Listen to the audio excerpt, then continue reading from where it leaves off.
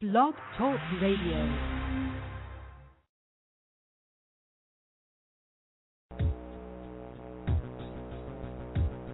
At this pivotal time in humanity's evolution, we are beginning to remember our organic technology.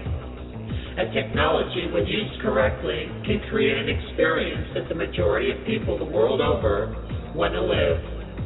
It is time to use this technology consciously for our own benefit and healing, and no longer unconsciously for our own demise. We are divine creatures, creating both our own personal and our collective experience, moment to moment. We invite you to join us in the reawakening of this technology through experiment and experience the power to create and manifest.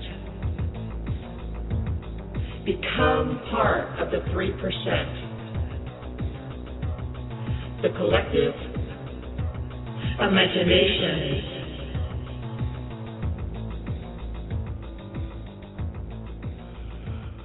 Welcome everyone to the collective imagination for this week. We do have a lot of different things to discuss today and hopefully clear up a lot of questions that people have. We also have Heather on the line today, which is a nice bonus, as always. And one of the things we want to talk about initially is, I just want to clear something up in regards to filing UCC filings and filing liens.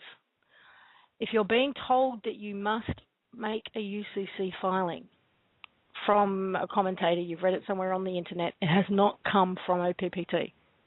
There is actually nothing you need to do in that regard. People are getting really worried about, how to fill in their documents and stuff like that. There's nothing to fill in. The only exception to that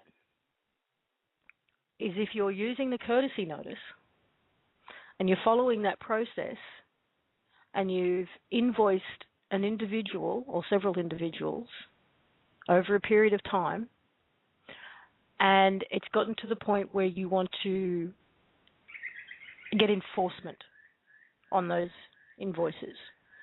Only at that point would you be looking at making a filing. So I hope that clears things up, and I want to bring Chris in to add or clarify anything that I may have gotten wrong on that. Chris, you there? I'm here. Good morning, everybody. It's a nice cool day here down at the moment where we are in the south of the country.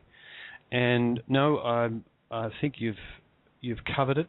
There's no need to be making any UCC filings at all unless you go to the enforcement end of the courtesy notice process, which is something that, amongst all the other things that have been popped in front of myself and the Bartles in the last week or so, that's on our list of things to do, to define and clarify that should anyone want or need to do it at a later point. And we don't see that happening, immediately. That'll take some weeks, if that, and it may never become necessary. But nevertheless, the courtesy notice is the key thing, and would you like me to talk about the next release of it, Lisa, now? Yeah, we may as well while we're on the subject of the courtesy notice, yeah.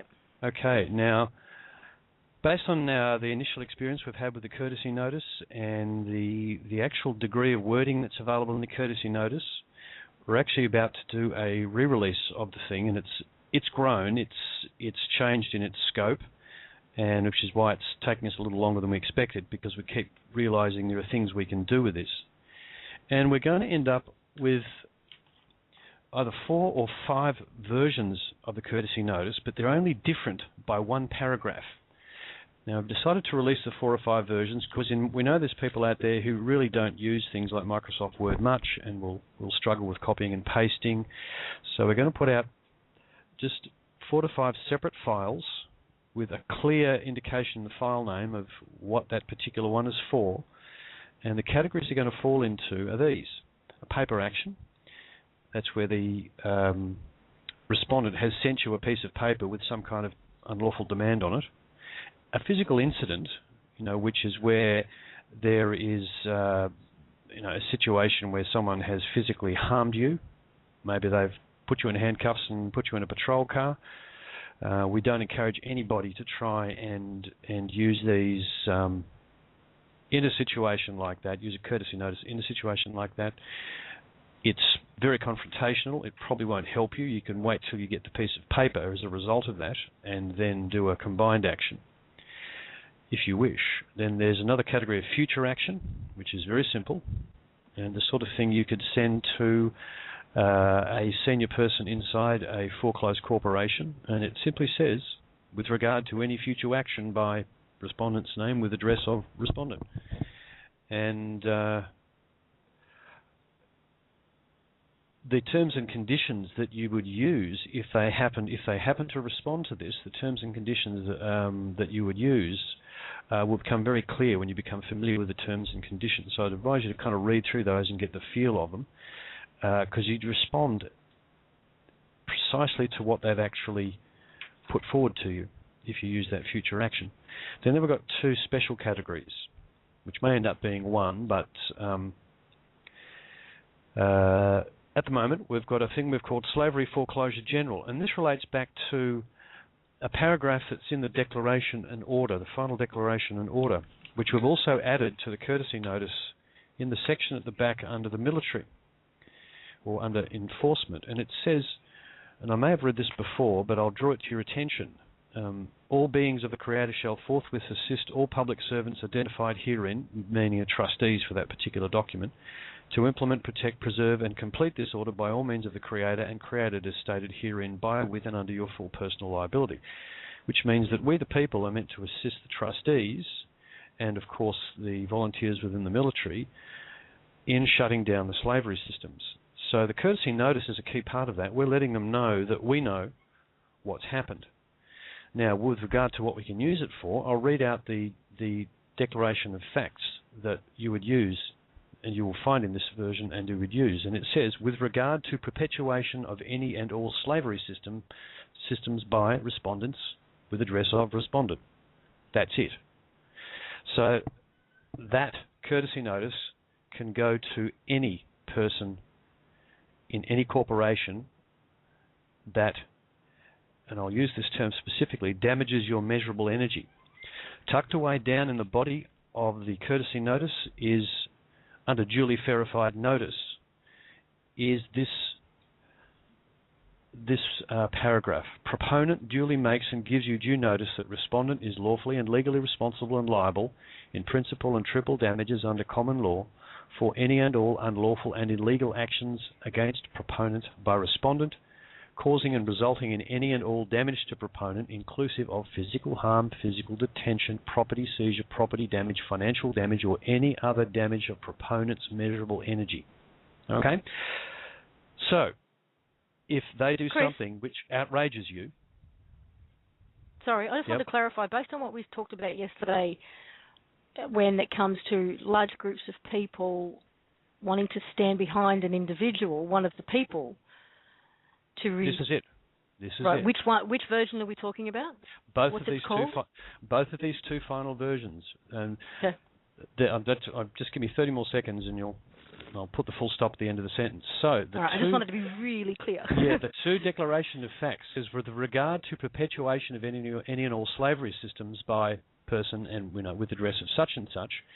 If you feel outraged by the actions of a CEO of a company or a police force, you could send this to the person in charge of that, because they are damaging your measurable energy. Okay?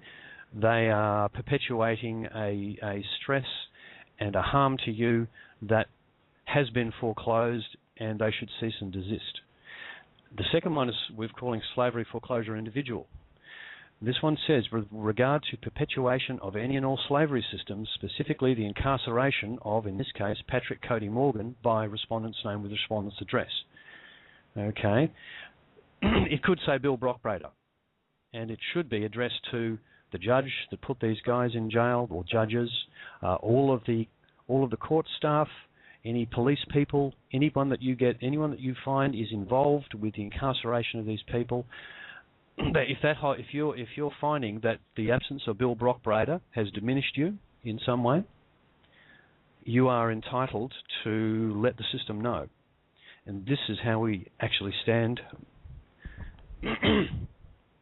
toe-to-toe.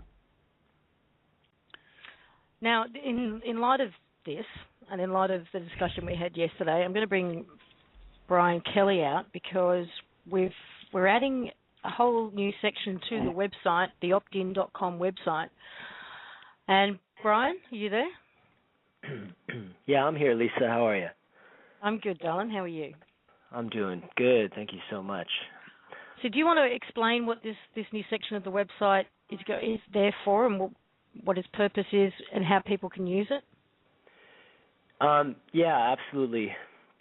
This idea came about this morning when we received notice from Stacy, who's Patrick Cody Morgan's sister, and the full story. I'm actually preparing a blog as we speak for a little flash mob that we're going to do later. But essentially, Patrick Cody Morgan was charged for mortgage fraud, which was had no weight or bearing to it. It was totally illegitimate, and he had his arraignment today, or they basically this morning they found him guilty, and they sentenced him to 27 years in prison for doing absolutely nothing at all.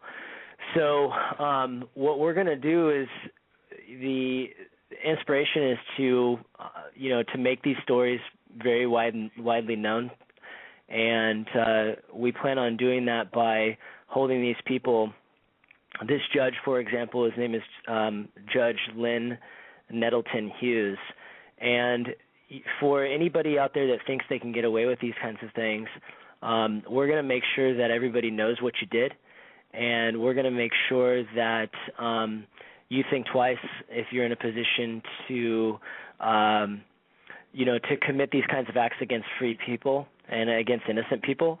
So the idea is that I'm trying to find the name of it here that Bob came up with today, and we're going to be putting out a part of the website where we'll be posting the pictures of these people and documentation, and as well as courtesy notices that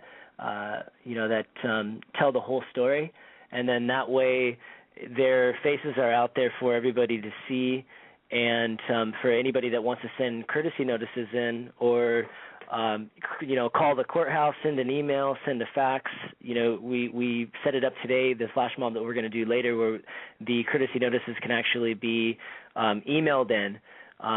So essentially, what we're going to have is an ongoing record logbook of these perpetrators. So they might have been able to to hide behind the systems, and really what we want to do is we want to make sure that they have nothing to hide behind anymore, and that what they did is made public. So what we're going to be adding to the opt-in website is going to allow us to do just that. It's going to put their crimes and their offenses out in the public for everybody to see, and hopefully that'll make them think twice about moving forward with these kinds of corruptive acts and practices. So Bob had a very clip. Yeah. Sorry, I just wanted to clarify something. Are you saying that for each case that goes up there will be an already filled in courtesy notice, and all you have to do is add your name to it, that's already had all the details pertinent to that particular case filled in? Yeah. Right. Well, go ahead, Bob. Who is that talking? That was me. Oh, hey, Bob. Hi, everyone. We're having a snowstorm here, just by the way, so in case I drop out, you know what happened. Well, if you drop out, we all drop out, so don't do that. This is true. So let's hope that doesn't happen. Anyway, it acts basically as a public registry.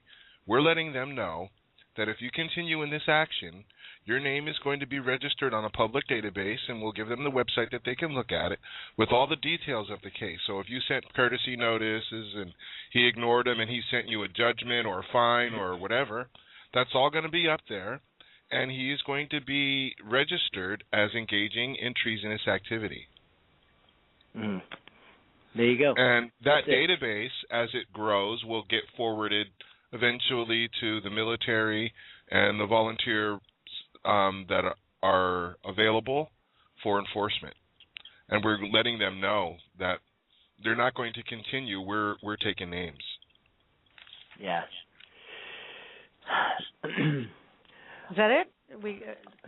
That's basically it. Bob had a really creative name that he came up for it, and that's what I was trying to find in our Skype chat here, which is why I'm kind of back and forth. Bob, do you remember what you called it today? It was creative. I just wanted to see if you remembered.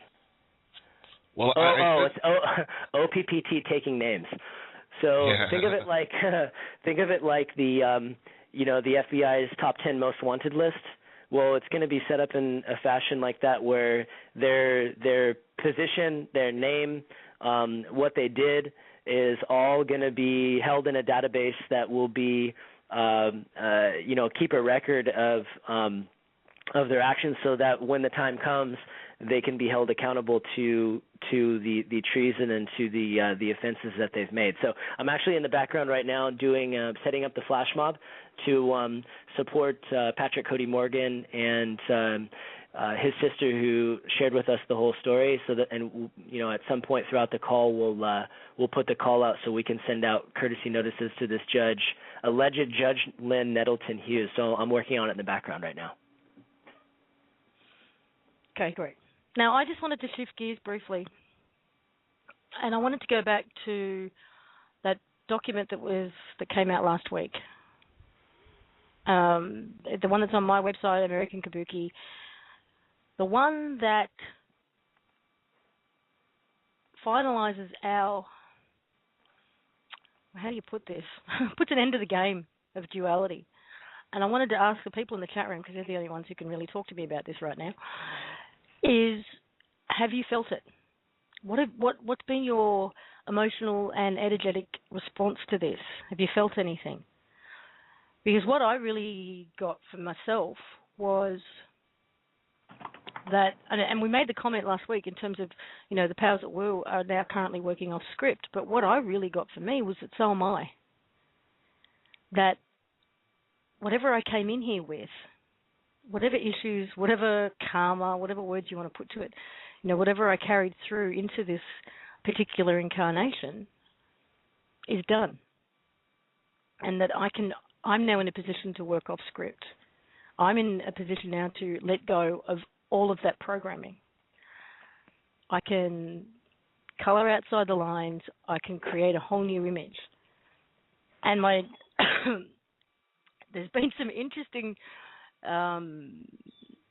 manifestations of that, both physically within my body, as probably you've all heard with the coughing and the carrying on,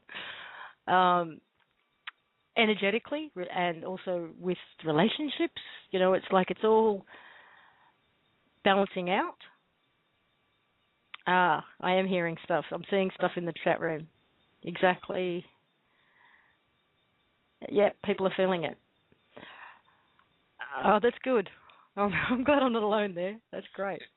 It's not just that you can let go of. It's knowing that the contract has been satisfied. Yeah. With our Creator. Any guilt that you may be holding on to, you can let go, because everything's been satisfied. Everything has been reckoned and dealt with. So we can move forward from here with how we want to build this world. It also came to me that because we're in this new space, basically anything we ask for is going to be so, because we're doing it, as long as it falls within those guidelines, anything we ask for it's going to be for us. It's going to be there for us. So we get to decide. So broad now. I don't know, it feels like we are literally making this up as we go along now in a way that we never have before. I mean, we've always been creating our own reality, but the guidelines, it felt like the guidelines for that were pretty strict parameters, and now the goalposts have moved so much that it's even hard to touch the boundaries anymore. and we've got such a bigger field to play in. Does that make sense? Yes, exactly, very much so. It's as though that, you know, the whole area has been cleared out for us. You know, we get to paint whatever picture we want on it, and it's a lot bigger palette than we've ever had. We even have more colors to use, you know, in painting this picture. And I have to say that's even expressing itself in the way that Scott and Ken and I were reprocessing the courtesy notice based on sort of feedback and what we're feeling, and we looked at it and we thought, this is much bigger than we thought originally. You know, we've got to really think bigger here so people can deal with anything in their lives. Another thing that's really come to the forefront of my mind is what all of this is. This is really, and I keep looking at it, there's more to it than just UCC filings and legalities and stuff. This is literally a crash course in fifth dimensional living. You know, it's forcing, you know, as I was going through this whole journey and putting all these things together, it's allowed me to connect so many different dots multidimensionally, you know, as to putting lines across why things happen here and what's going on here and what's going on and all the different energy levels and dimensions and how they all fit together and how they all tie together. And it's really, really bringing together into focus who I am in relation to all of that. I mean, it's in a 3D way describing exactly who we are. And in every dimension you can imagine, it points to the same thing, that we are responsible, that we are creators, and that we get to exercise that now consciously. And that's a game I'm so excited to play. You know, I look back at this show and how it's evolved. And, you know, towards the end of the year when we did the countdown, we spoke to 10 different people and got 10 different versions of what they thought this shift was going to look like. And it turned out to be nothing anybody expected. And well, I have to say, Lisa, in fairness, one of the things we speculated about is that it would turn up in a way that none of us expected. That's true. That's true. The only one that's come through. And I can see how some people look at this and go, well, this isn't a spiritual shift. It's bogged down in paperwork. And I can certainly see that perspective. But for me, it's not. This is so multidimensional, it's not funny. And I know I keep making references to that beast vision I had because that's what I've got. And that's what brought home to me in every cell of my being the multidimensional aspect of this. So there is nothing about those documents that is 3D, apart from the fact that they're written on better paper. Everything else about them, and that you can literally feel the energy of them. I think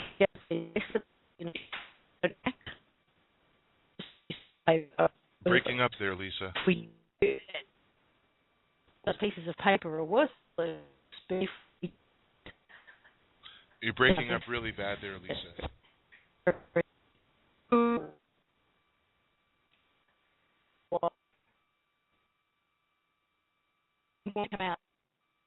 Uh-oh.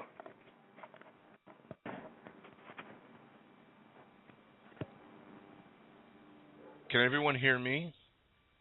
Yeah, I hear you, Bob, just fine. Okay, there's something on your line, Lisa. You're chopping really bad.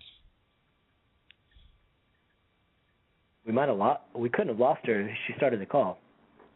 No, I started the call. She's changing her headphones, I think. Yeah, Heather's just noted her energy is overloading Skype circuits. Got Heather running in the background on a bit of chat here. But I think we know the direction she was going in with that, is that this is a very, very unexpected turn of events. Well, I you know what, just in reading the documents and in comprehending the multidimensional meaning behind them, you know, when you read that document and it's talking about the contract to experience separation has been satisfied, and the ramifications of that and what it really means, because this is how many thousands of years have we been playing this game? I don't even know. Since I'm hoping to find out in this process, actually. Since how many Atlantis. years? Yeah, well, yes, at least. So I mean, this is. I'm back. Can you hear me? Yeah, there you are. Oh, okay. Did we get Heather? Heather, are you there? Yeah, I'm here. Hi, everyone. Yes. Hi, Heather. Have you been able to listen to what we've been talking about so far? Oh, yeah. I've listened to it all. Thank you. I really enjoy the energy, and I return it in kind. It's amazing to watch you guys be. Thank you. Is there anything in particular you wanted to address today?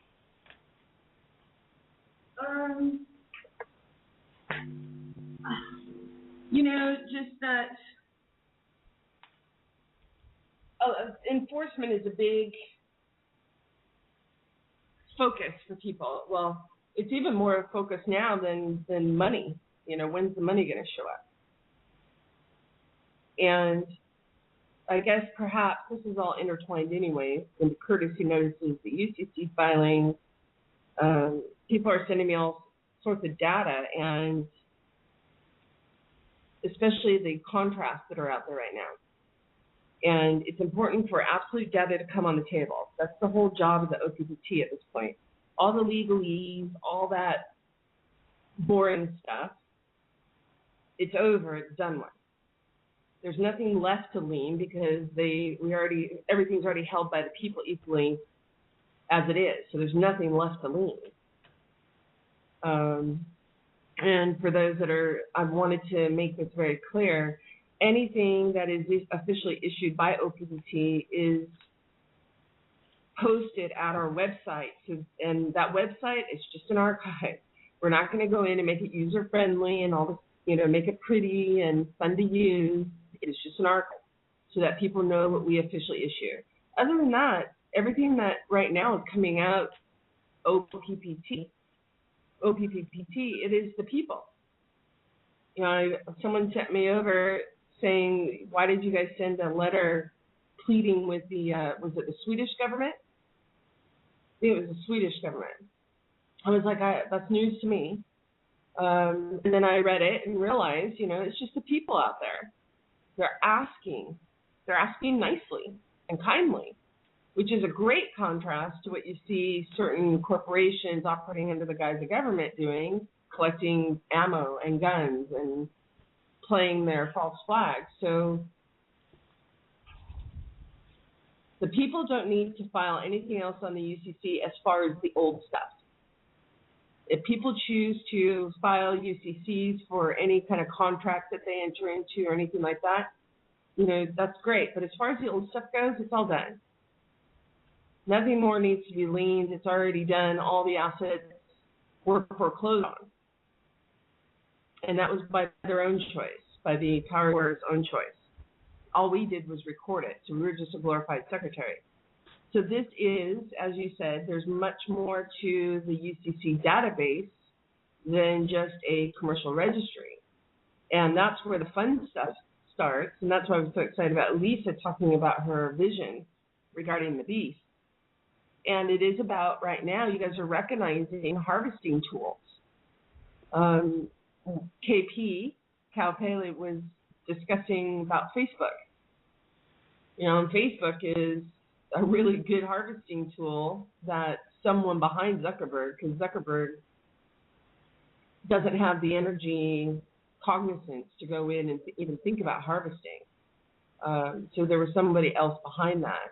And I know that it went all the way up through the banking. So just be aware, see what resonates with you. I love data, and I love seeing all this data coming out, whether people term it as 3D, 5D, 27D, eternal. It doesn't matter. The point is data's coming out. I'm not attached to any of the data. I am attached to the absolute data coming out, transparent. So I just want to make those few clarifications. people are asking me to respond and get on radio shows and debate, and I'm not going to debate. Right now, I just want absolute data out there. If people want to go in and, discredit the Declaration of Facts, I would love that. Go in and do a sworn, duly verified rebuttal, declaration of rebuttal, point by point, specific, with specificity and particularity, and then we'll go ahead and play. But as far as getting on, energy is so effective and it's so important. Pay attention to where you're paying your energy. And I think you guys are all doing a wonderful job being. So those are the points that I just wanted to clarify. If there's anything else, go ahead and ask me, but I really enjoyed just seeing where you guys are taking the energy tonight. Thank you. Sure. Yeah. I wanted to ask you, though, it feels like since that last document came out, and the question I just posed to all the people in the chat room, energetic accounting. Yeah.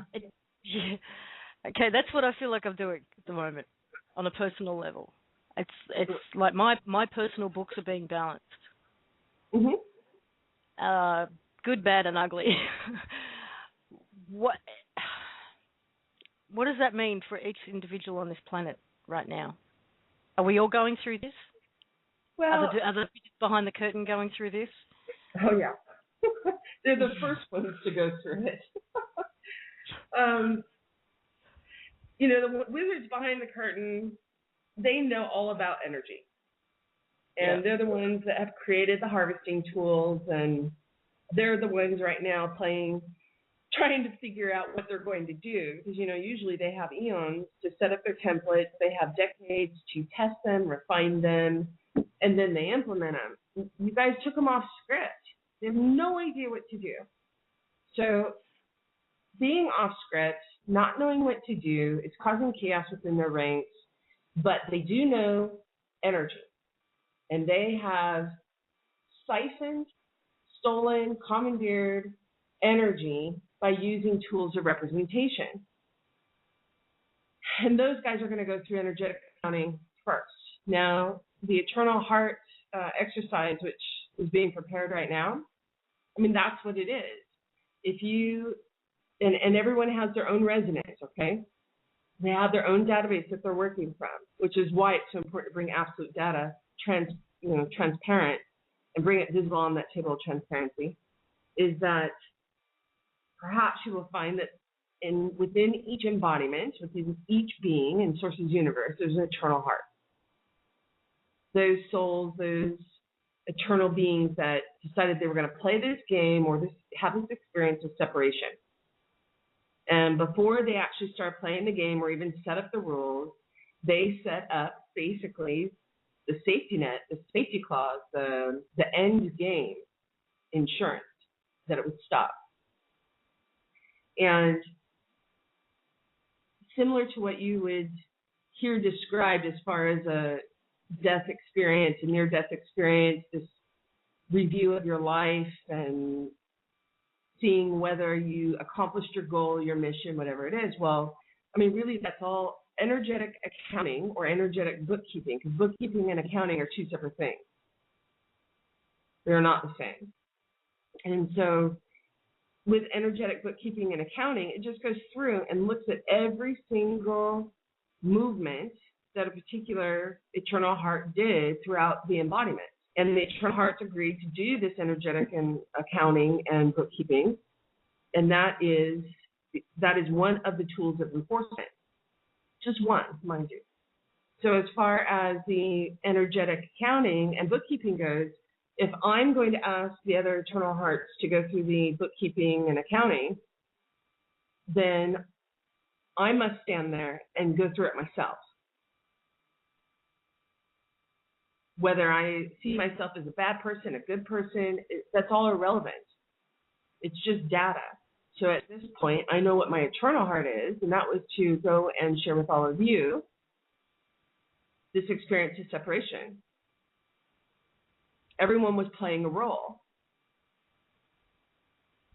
So if I'm going to stand there and go through this energetic accounting and bookkeeping, then I can ask the other eternal hearts to do it too. But I don't have to go and do Lisa's accounting or bookkeeping. That's her job, and she will do that. And Lisa, you stated you already felt like you were doing it the minute that you even just heard about it and said, I'm in. That's it. It started. Yeah. So, and the ones that are in the eternal hearts that are embodied in the powers that were, they already know the eternal hearts are there. They were all pinged on January 21st. They knew that it was all coming on January 11th, and they knew decades ago that January 11th was the start date. The 111. So at this point, that's what's happening. That's what's going to happen all across the board. And like I said, the powers that were, those are going to be the first ones, and their embodiments will end up having or experiencing the judgment, the self-judgment that they chose with the action. So you don't have to judge them, which I find very interesting because this week I just received notice about a particular ruling against the Pope and the Queen for church and state crimes. Yeah, the ITCC. Okay, I haven't read it. I just saw it because it's actually quite lengthy, and I haven't had time to do that. But what I find interesting is this contrast between judgment and self-judgment. And the absolute data will come out on that as well. So I think it's beautiful. All this data coming out, and then people can choose what resonates with them.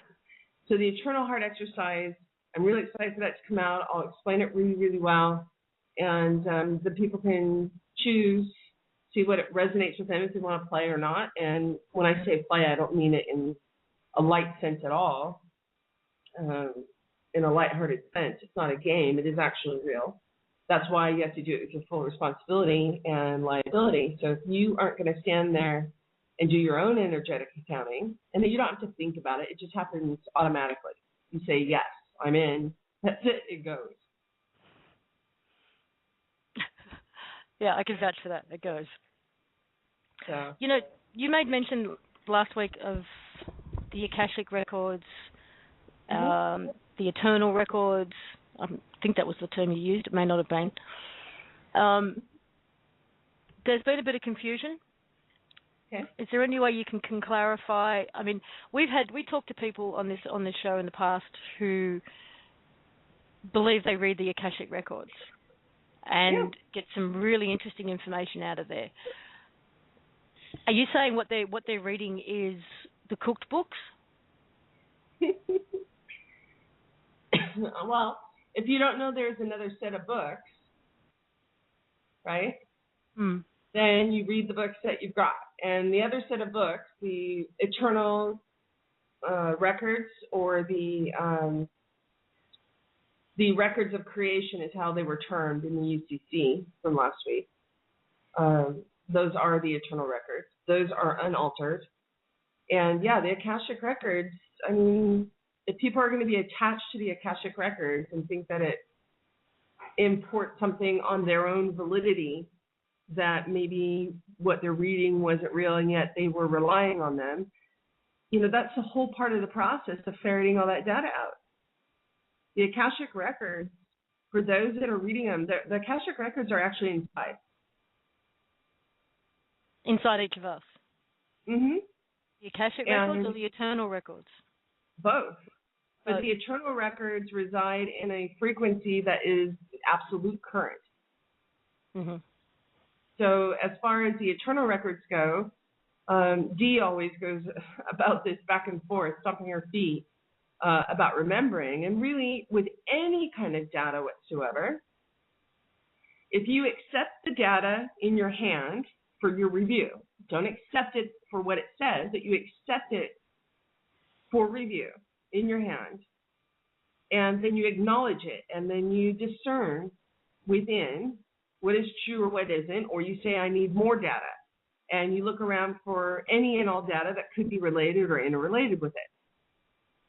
Just accepting that it exists, number one, and then acknowledging it, and then choosing whether to embrace it, reject it, or hold it. until more comes in. I mean, that's the point we're at right now. So the Akashic records, people were reading them. Some of them have have accepted the ability to be able to go in and look at them, read them. And actually that's a capacity or a human faculty or even a being faculty in Source's universe that belongs to all. Okay, so the Akashic records that they've been altered, that is new data. And really it's a matter of if you were to look at something, a document, for instance, and let's say you knew the backstory of a particular situation, and you're sitting there reading a document that's issued from one of your colleagues, and you know that they know this data as well, but they don't know that you know it, they'll write out some of that data, but then in order to spin it, but not tell lies, by making statements that are false, they go in and they only put in the parts to be able to paint the particular picture that they want. Yet you know that there's data that's missing and that it's not absolute data. Yep. That is the difference. You know that because you have another set of data that you're working from. You have the fuller set of data. Well, the Akashic records and the eternal records are all within everyone. Most people didn't even realize the eternal heart part of what was going on. You know, the end game, the insurance policy, so to speak. So now that that particular data is there, people need to go within, check it out, see what resonates. You know, if you don't believe at all, or you don't remember at all, or you don't know that there's an eternal heart there, or you just flat out reject it, okay, that's cool too. But it's within you, all that data, to make your own decision, your own choice. Okay. Thank you. So, Heather, if I could reinterpret that in a slightly different fashion, one of the things that we've all looked forward to is Big D disclosure. Are you actually saying that part of that, or even all of it, will actually be this internal disclosure, the acceptance of those eternal records, and the fact that you'll remember them? Well, yeah, it's not reliant on it. Mm-hmm. It is a part of it, but that's, like I said, each eternal heart sets up their own triggers of remembering. And it's not the eternal hearts waking up and remembering. Those are always active. Those are always going. It is the embodiment waking up to the eternal heart and embracing what's within. Okay, and the triggers for that, is that something that's going to be happening just on an individual basis, or are you expecting there to be a point where lots of people will be triggered at once? No. There are definitely, well, for instance, look at OPPT. You know, just December 25th, and how far things have come right now, there's a lot of people that have resonated. And then there's, of course, those that don't, that are holding that contrast. And actually, all sides are holding the contrast, right? And absolutely. Yeah. So there are different triggers. Now, that was one trigger. Another trigger might be, for some, is actually having some relief, get those distractions off of their table. And we also had this discussion, you know, the mortgages and all these homes. And, I mean, back in the 80s, during the IZOD period, the Beamer period, everybody was searching around, you know, for any money, cars, clothes, tennis, clubs, you know, just distractions all the way around. Right now we're going through a period where the eternal hearts are making sure that all those distractions are taken away so you can focus on what is the key. So, you know, it's a matter of perception, and the fastest way to go through and reconcile this is to be very aware. Go and look at the data. It's like someone going in and spinning the raw audios of interviews that we do, right? And they go and they take one phrase and then they write whatever they want underneath it and say, look, you know, she admits to this. Well, if you go read the raw, listen to the raw data, you can see clearly that she did not even state that at all. Well, it's kind of the same thing here. Go and look for yourself. Go and pay attention. Pay attention to the data. So with the big disclosure, here's what I can say, is that is all being maneuvered right now. Because even at the highest levels, all the way to, if you want to call it heaven, all the politics and the games that we've seen down here, they're played all the way to the top, quote unquote. There's no top, there's no bottom. It's the same all the way through. So they're trying to hold on to the power as much as they can, and yet even at, if you want to call it galactic stage, it's whatever resonates with you. But there's a reason why they've been putting fluoride in your water. There's a reason why they've been doing the GMOs and having modified synthetic products invading your bodies, chemtrails all over the place. And that really has to do with you not accessing the Akashic records. And for one particular small, very small group, it's so you won't access the eternal records either. And that data will all come out here very shortly. So those that are not here on this planet, they've been looking and reviewing both of those sets of records at this point. So they know that these wait for the green light from heaven, wait for this or that. Everyone's just reconsidering the data in all its dimensions. Thank you. That clarifies things for me a bit. I have some more questions for you that have come up in regards to CVAX. And I just want to let everybody know that on American Kabuki's site, there is now a post called OPPT Terminology Defined. And it goes through all the definitions of what a CVAC is, what a CVAC system is, what a CVAC branch is. The UILO is the Universal and International Law Ordinance, definitions of words that have been used. And I really strongly recommend you go and read all of those and get them very clear in your head.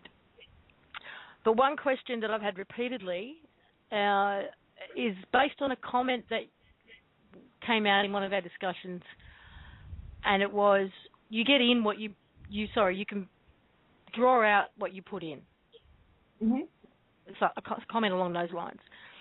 And so there are people who are, elderly, disabled, perhaps they've worked their entire lives and they're finally enjoying some retirement, who suddenly think now they've got to get a job or try and work or contribute in some way in order to receive, and it's freaking them out.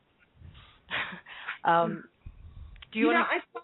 saw someone comment on, I don't know if it was Tammy or Tracy or somebody else at this point.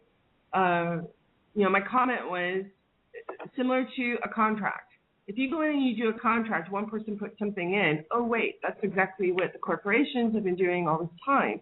You put something in, they don't, right?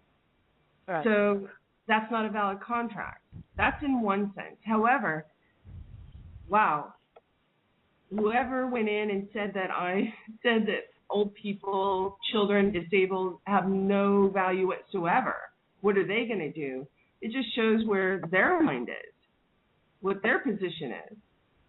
Because I have some really great older friends, disabled, children, you name it, everyone has value. And as far as what OPPT went in and got in the old system back for the people, everyone has prepaid this value essentially, and it's been commandeered and stolen. So there's lots of value that's there for everybody, and it's all equal. As far as what value they want to share and experience now, that's up to them. But everyone has value. But can you see that in a very 3D sense? There's like, well, I've got to put in, I've got to get it, I've got to work, I've got to contribute to the CVAC or to whatever that concept they've got in their head in order to receive something. I think, Lisa, the problem a lot of people have, and it's because of the system that they've been brought up in. You're not trained. You're not taught to look at yourself as valuable. You're not taught to look at you just being you as being any value. You know, we're taught to look at everything, you know, in a monetary sense or in a material sense.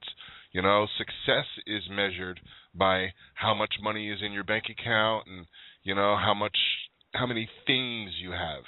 You know, people go to school and they pursue careers not based on the things that make them happy, but based on they organize their careers and they plan out their careers based on how much money they can make. Well, that's not really, they're not being themselves, because whenever you're doing something that doesn't make you happy, that to me is you know, a sign you are engaged in something outside of your beingness, something that is truly you. And when you're just truly you, and whether that be, you know, somebody who just likes to sit around and tell jokes all the time, that's you. You know, whether it's somebody who, you know, who just loves to, you know, to lie around and pose and contemplate thoughts, that's fine. That's you. That's what brings you joy and being happiness, because you never know what comes out of those thoughts, whatever comes out of those jokes. How many times have any one of us been pulled off on the side and said, you know, that day that I saw you and you smiled at me, you have no idea what you did. I was having such a bad day, but you have no. I really don't think people realize the valueness of their just being them, and the fact that if anyone in the world loves you, you are giving value to them because they're appreciating your energy, and that is what I think people need to start to refocus on, their intrinsic, authentic being. Well, I think your definition of job is also going to be changing. So just what I would encourage is that everyone just go and make sure data is getting on the table.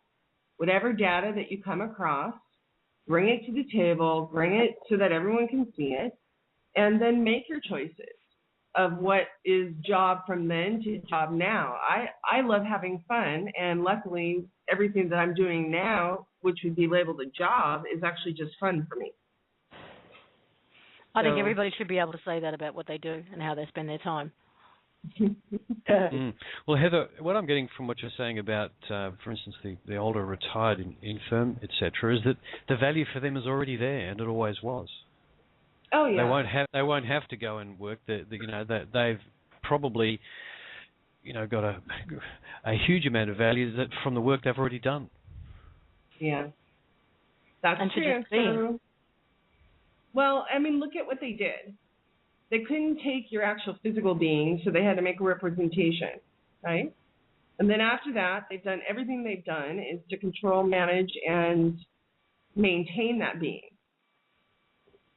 At this point, all that being was just registered to who you were. So right now, all the stuff that was old is frozen, and it's preserved, and it's protected. It'll be doled out here.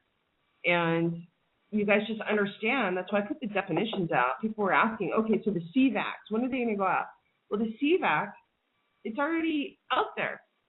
You know, creations, value, asset centers is each being in the source universe. It's a CVAC. And that, the way it was written, was specific, because that allows for any kind of dimension that you may encounter here very shortly is a CVAC. Now, the CVAC system, it was registered as government, CVAC government, and that was only for the transitionary period. It's just a stationary, consistent system, and only if you choose that you need assistance at a moment, it's just similar to going into the grocery store. You find you need something, you need some assistance, okay, go in, grab what you want, come on out. But the CVACs are you guys. The banks are you guys. All of us. One of the comments I've seen, Heather, was that we're, for instance, we're now under this new trust. And I mean, that's absolutely not what I get from it. I get from it that we are the trust, and we always were. Would you like to speak to that? Yeah, you guys are the trust. Anyone who says that you're under anything, you guys already know how I feel about limits. I mean, how much more limited can you be? You just, to come out of a system that you've been under and to go into another, that doesn't resonate with me. I know it's not going to resonate with anyone else.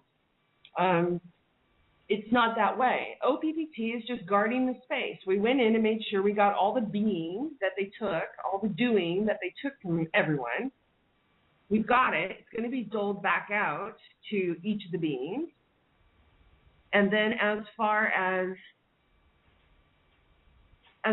going in and what do you do at this point, that's being and doing is really all you have to consider. Everything else is already done. Does that make sense? Mm-hmm. I can see from the chat room that there are some people who are completely understanding what you're saying, and others not at all. And that's cool. Everyone's going to get it in their own way. Well, the old system did a very good job at hiding what is. They did an excellent job. If you look at the language that I posed that question in, we're under something. That's simply the programs we've been running under that have trained us to believe that we always have to be under something, that there always must be a structure above us because we're just a small cog in the wheel. And it's just a perspective shift that's required to bring it to the right point. Well, yeah, and everyone's afraid about being under, that they're bonded in this UCC system. The UCC system, yes, you were bonded, you were like cattle in the UCC system. It's no longer that way. You're not even a part of the UCC system. Right now, all that's being held is that old value so that you can just go and be, okay? Nobody's in that system except for what's being held that was taken. But not the being itself. The being itself is now free from that system. And as far as bonding into a CVAC or anything else, you are the CVAC. There's no bonding into the CVAC. The CVAC system and the bonds that we're talking about are, if I want to go in and be of assistance, be a public service, I need to bond myself that I'm going to go in and I'm going to do the job, and if I damage anyone, I'm totally responsible. I'm responsible for what I do, and you already are. So this is really just a transition tool anyways. And nobody has to be a part of a CVAC system. Maybe someone, I love Tracy Smith brought up the Sun-Ki Temple Trust. You know what? People may resonate with that. Our job is just to make sure all that data comes out, and people do know about not just Sun-Ki Temple Trust, but also St. Germain Trust, all these other possibilities. Bring all the absolute data on the table. I'm not attached to any of them. I'm just attached to make sure that you have all that data to be exposed to it, and then for you to have the opportunity and the free will choice to decide what resonates with you, and then be and do as you choose. Does that make sense? Yeah, well, yeah, it does. And again, I'm still getting the same sort of questions. People don't understand how they're going. They want to know what it looks. They want to know what it's going to look like in 3D. They want to know what they're going to have in their hand and how they're going to get it in order to pay for goods and services. They just want to know what it's going to look like in their hand. Okay, so everyone's got their own level of understanding, right?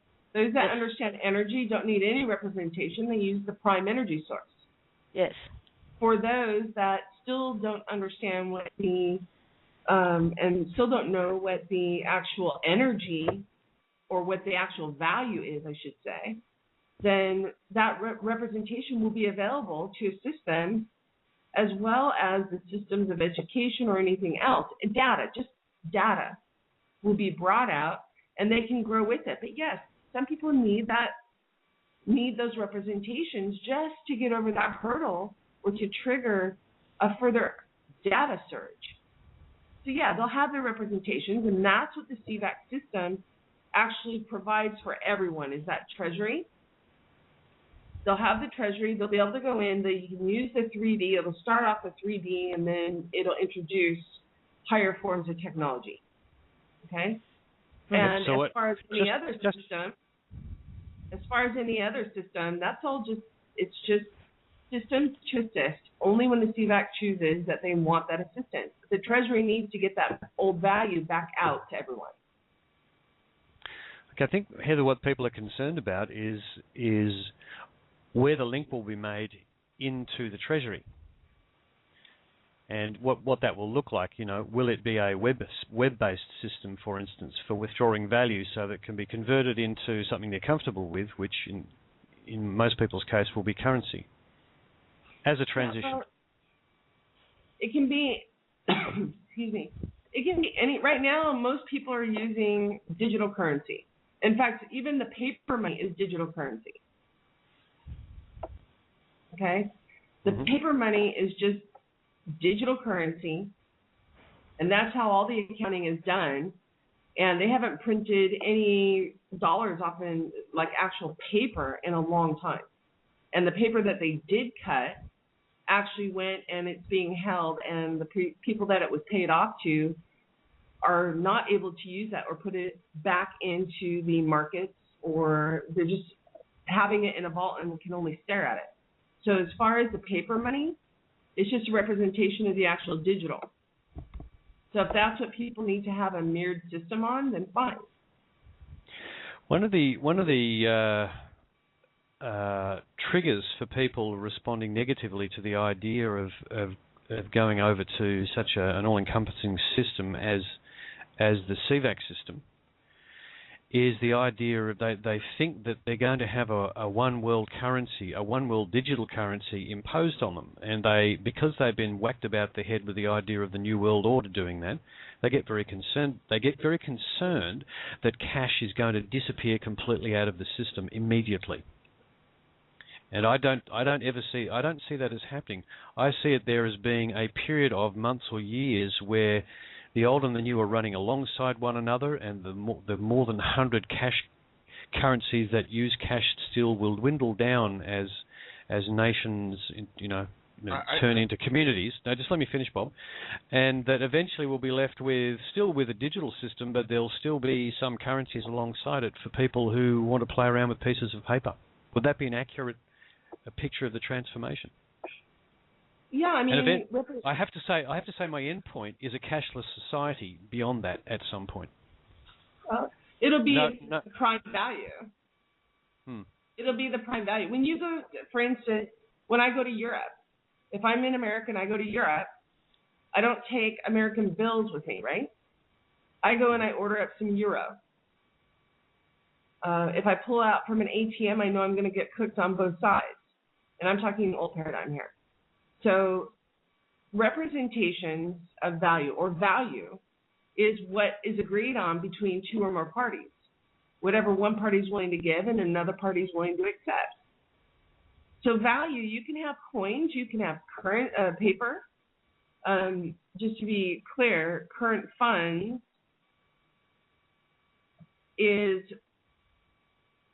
that is essentially what was all shut down. The currencies were shut down. So if the people want to have a currency, I know that a lot of people really enjoyed minting their own coins.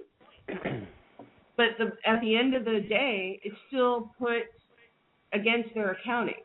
That's the important part. Whatever representations they want, that's fine. Just make sure the representations that you're cutting or that you're using are accounted for. And that's the transparency that needs to happen. There's no transparency right now in any banking.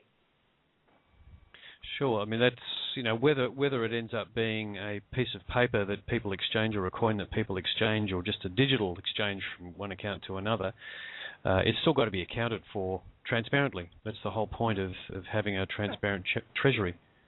Right. But I think people, because there's a lot of people jumping to conclusions about bits and pieces they're hearing, and it's time to kind of feed them as big a picture as possible, so they don't jump to the conclusion that a switch will be flicked and all of a sudden there'll be the only thing that will be out there is digital currency. I just don't see it happening that way. Well, I mean, if you look at the systems that are out there right now, to take those systems, for me, just as a regular person, knowing what the banks do behind the scenes and behind their screens and everything else, to take that system and say, okay, we're going to use this system, I'm going to sit there and wonder how many people have back doors and how many people have hidden holes or hidden pockets in that digital system. And if someone created the system, did they have a key? And who did they pass the key out to? Yeah, no, actually, it wasn't. I think Sorry. it's actually a simpler problem than that, Heather. I think it's the fact what the people who fear the New World Order paradigm fear this. If there's a digital-only system that can only be accessed by card through their technology, they can chop you off at any time and leave you completely without any resources whatsoever. And as a control mechanism, that's the fear point. Okay, now I don't for a minute think that would ever happen or could ever happen in the transparency of what you're proposing, what the trustees have put forward to us in the CVAC, and the people's desire to still have representations of pieces of paper is simply that it's independent of anything electronic. I think it's that basic a problem. Okay, well, let's see, that's the old system has a digital system which would do that, and they have done that. I mean, I know. They've chopped people off all the time. The Great Depression, we've seen it in many cycles, about every 10 to 15 years after that. So, I mean, we've seen them do that. Okay, I get that. That's why I say anything that is there needs to be fully owned by the people. It needs to be transparent, and whoever is managing it, in whatever form or fashion, they have to be held liable. So if you have transparency, and the whole system is owned by the people equally of the planet, and they have that standing registered, then at that point, it's just a matter of the manager, right? Is the manager going to go shut it off? Well, if the manager's going to shut it off, you fire him. That's it. And see, one of the problems I have with having this discussion with people is that I'm dealing almost entirely with people who haven't actually read the filings and don't see in it the transparency and the specifications for that absolute responsibility of management. I also see that people are seeing a confusion between the infrastructure and the owners, meaning, the infrastructure is there in terms of bank branches, ATMs, the computer network, and then there's the banks that currently control all of that. But they're two separate entities in a way. And if it was the people who went in and owned all that, then that's a different ballgame. Can I say here's something? The thing, too. It really what it boils down to is,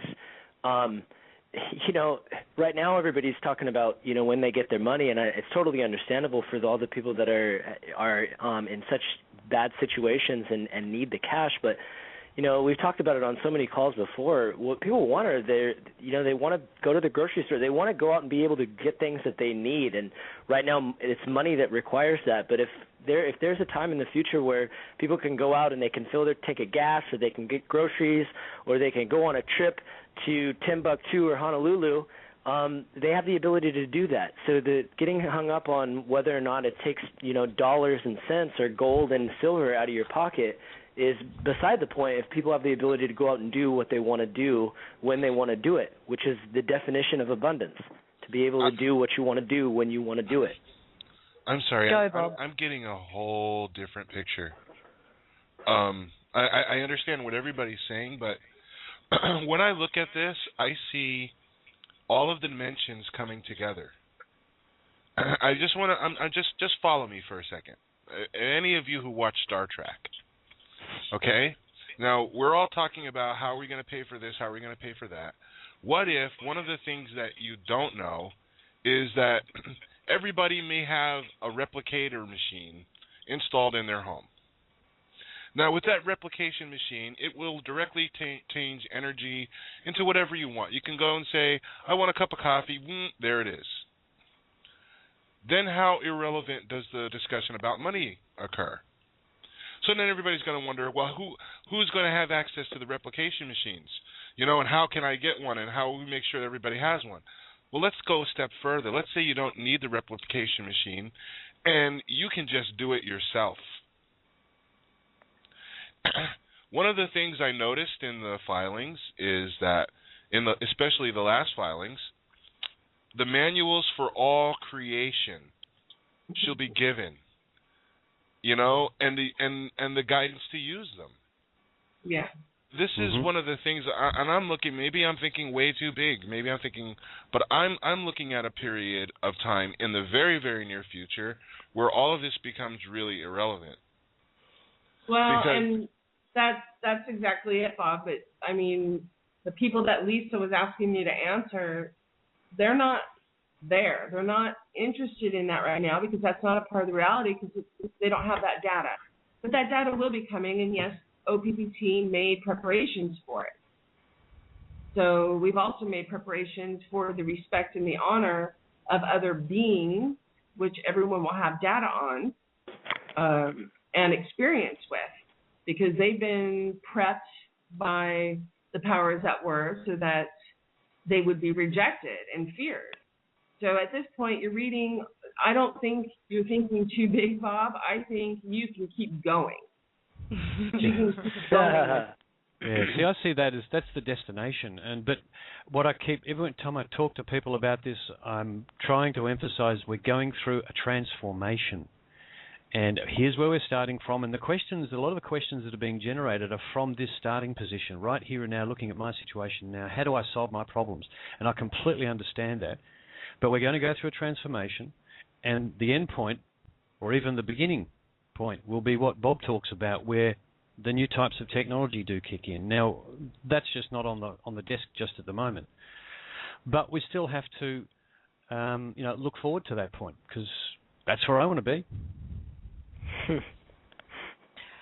Guys, are we up for taking some calls? Because we've got a few people on the line and they've all got their hand up, and there's quite a few of them. Yes, let's. Sure. Okay. We should have Ron Van Dyke. Hi, Ron. Thanks for hanging around for so long. Thank you, Lisa. It's very interesting discussion. I'm really encouraged. Every time I listen to these discussions, I'm uplifted. At the beginning, we were talking about the courtesy notices, and I'm ready to distribute 14 of them tomorrow to 4 judges, 6 bank executives, a clerk of court, and 2 attorneys. And I've got it all.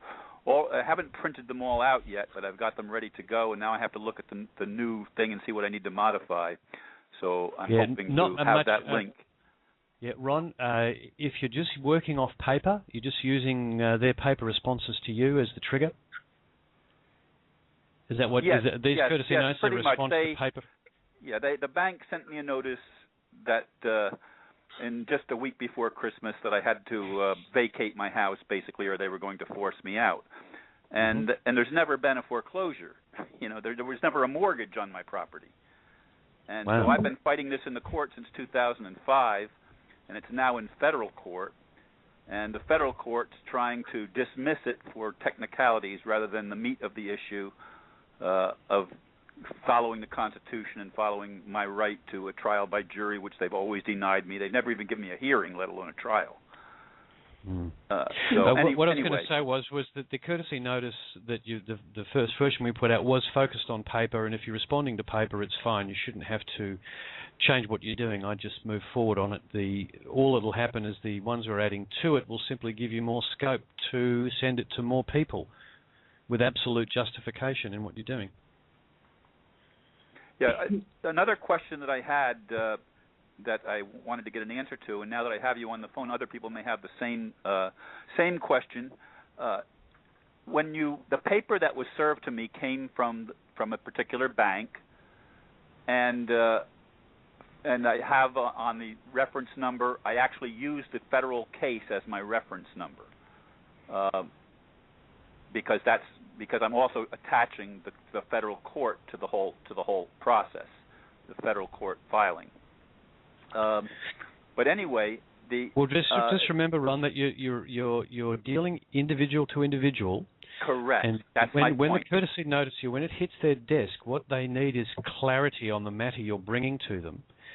So just be careful when you're providing them with a reference to a piece of paper that person has sent you, that it is as accurate as possible in pointing them at the problem that you've found with them and their dealings with you. It's always this interpersonal, one-on-one thing that we're trying to achieve. Yes, and I fully understand that, and but it says hereafter respondent, and I put a footnote or an end note actually in saying the respondent is actually the private individual, not the corporation, and I had to clarify that in the document. I don't think. And of course, the respondent's going to have the person's name, the individual names, who happen to be working for alleged corporations that are now closed. Yeah, that the way you've done that, yes, you could do it, but you're really mixing the old system and the new. Don't forget that all of that stuff isn't. All of those concepts are gone now. That straw man, real man concept. There's only us left on the planet operating as real people, real individuals. Probably not necessary to do that. I don't think it'll get in the way, and it might bring us some clarification, but it's probably not necessary because it's a previous system concept. It also states, doesn't it, that herein referred to as respondent, but and you've got the individual's name there. And Heather also said to make a note for the reference thing is, number. I don't have the individual's name, Lisa. I have that I received it from an alleged bank, and then I put / private individual named above, and in the respondent box up at the top, that the individual names will be printed of the parties in the action. That's probably sufficient. You know, it is. It just needs to be clear. And Heather's just pointed out you could put on alleged case number, and not when you put the case number in there, you could and probably should put alleged case number, because everything is alleged. It's true fiction at this point. Okay, well that's what I'm saying is I think I think it'll whenever be fine. I refer to the bank or fine. corporations, I've always say alleged, but I didn't do that for the case number. Look, it hadn't occurred to Scott and I, but something will be sticking in there from now on. It's all alleged. Everything is alleged. But one of the things alleged or purported, if they send you a document, and the way that I always choose to deal with it, and it's everyone's whatever resonates within, okay? But if something comes before me and it just says I'm bank ABC, well, that's all I've got before me. I don't have a person. I don't have an individual's name, just bank ABC. Well, I send it back and say, thank you so much, but I reject this for lack of identification. I don't even know who I'm talking to. So when you're ready to talk, here's the terms and conditions. Send me your full identification. Give me a name and contact address. But if they're sending you ABC, that's all you can respond to at that point, right? Right, except I've looked up the names of all of the top actors in the corporation or in the bank, and those are the ones that are actually named in my lawsuit. Which perfect. I'm basically resolving the lawsuit with the courtesy notice. I'm giving them one action that they don't have to accept my terms and conditions. That action is to absolve me, to cease and desist, give me notification in writing that they're all ceasing and desisting any action against me. That can be an action that they take that doesn't require anything back from them. But any other action is unacceptable, and the terms and conditions apply. Yep, absolutely. That's exactly right.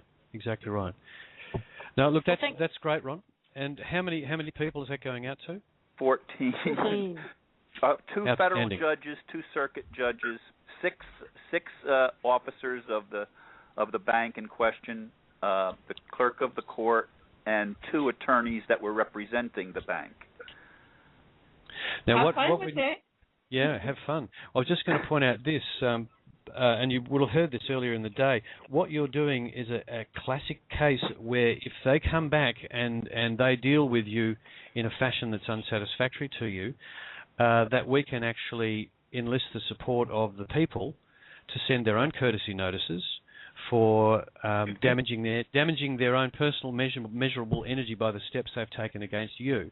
So those 13 people, make sure you're in a position to quickly publish all of their details on the website page that Brian's setting up, so they can receive tens and thousands of courtesy notices if they don't behave as they should. By the way, Chris, just a quick announcement. We have the flash mob post for Patrick Cody Morgan up on the AmericanKabuki.blogspot.com website ready to go. The courtesy notice that you put together already has a lot of the information filled in for Judge Lynn, alleged Judge Lynn, and all of his phone numbers and fax numbers and email addresses to him and everybody else in his courthouse are all there. So it's ready to go. If you want to support an innocent man who is just charged 27 years behind bars in federal prison, now is the time to act. Go ahead and go to the blog, and let's have some fun with it. Yeah, I hope people around the world jump on this, because this is, somebody wrote me today an email and said, I can't believe you're falling for another scam. First you were pushing Nasara, then you were pushing Rusa, and now you're pushing the OPPT. And they sent me a link to above top secret or something. Look at this. And of course, I clicked the link, and it's one of those disinformation sites, as far as I can tell. I didn't read a whole lot about it, but they said, we're the ones that were waiting for it. You keep expecting somebody else to do it for you. And I thought, this is us doing it. That's exactly they think what that because Heather did it, that means it's not us doing it, or because somebody else is involved and it's not us. I mean, it is us. This is all us. This is the one thing we've been presented with in the last couple of years that actually doesn't fall into the savior meme. Definitely not. It's Definitely the only not. thing, and well, this is what gets me when I see that. Yeah, I just want to put in a footnote here, Ron. There's an energy adept that I've been having lots of conversations with, who's looking at, well, based on what Heather said before about the Akashic. I'll have to ask him whether it's his personal Akashic or the creation records. However, he's seeing the courtesy notices are so energetic, he can actually almost physically track them and identify them as individual items when he looks at the energy field surrounding everything that's going on with the OPPT, to the point where he can actually count them. Right, that's how powerful this message is that we're sending into the system, which is one of the reasons why we decided to expand out as much as possible so that as many people as possible can respond to cases like yours, because the people who receive them will get this massive energetic dose from the people that their behaviour needs to be corrected. And please, folks, when you're listening to this, don't underestimate the energetic effects of what you're doing. It's actually absolute key to what's going on in all of the underlying processes. Sorry, you just reminded me. A guy in Sydney by the name of Amit, hello, if you're listening, organised the first Sydney OPPT meetup the other day, and I went, and he had a box of cards, like business cards that he'd printed out, talking about OPPT, and he leaves them lying around everywhere. And I hope you don't mind me telling people this, but he's leaving them on bus seats and train seats and things like that. And when someone comes along and sits on it, he gets a little chuckle and he thinks to himself, "Great, that energy's just going straight up your butt." And like we talked about yesterday, people are leaving courtesy notices around the place. Cafes, up on notice boards, just leaving them on tables, and that energy is getting out there, which I think is wonderful. Yeah, the energy shift is palpable. I mean, people that are really paying attention can't help but feel the surge that's coming through, and we're getting in touch with parts of ourselves. We're going through a spiritual transformation, and a lot of people are looking at the money and other aspects of it, but there's the spiritual transformation that's the really big thing that's happening. At least from my perspective, and some of my friends and people that I connect with on around the world on my vlogs and stuff like that, it's just amazing the energetic feeling that people have of connecting to something that's bigger than all of us, and yet it is us.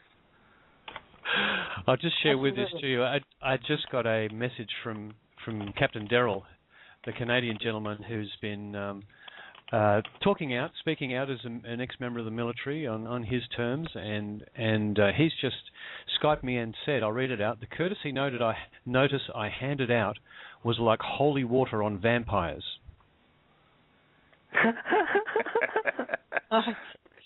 Nice description. Thanks, Daryl. Really appreciate that. Daryl's been interacting very, very, shall we say, effectively in something he's caught up with at the moment. And I believe he was being a member of the ex-military. He's quite forthright, and he was having a conversation with the sheriff about what he felt, the sheriff's behaviour that needed to be corrected. And he says, "And if you don't do this, I'll arrest you." Okay, there was no two ways about it. And I'm hoping that down the track, when the military, ex-military, whoever are willing to actually get involved with this, that's the kind of support we'll actually get. We won't get that for some time. That's my belief. But from my discussions with Daryl, there's a lot of military people watching this, and they're on our side. And down the track, we'll get the benefits of the work we're doing now by standing up as one. Because one thing he did say to me is they're waiting for us to stand up. So may I ask another question? Yep. Yeah, I was just going to say, I'll leave your mic open, but we've got a lot of people to get to, so one quick one. All right, the quick question is, people have been telling me that Heather is connected to the Rothschilds, and I'd like Heather to address that, if she's still on. Yeah, I'm here. I'm laughing because I'm like the last person they even want connected to their name. No, I'm not connected to the Rothschilds. However, I have been to the Rothschilds' offices, Caleb and I both, London and Zurich, and I do have former experiences with people that do work with Rothschilds.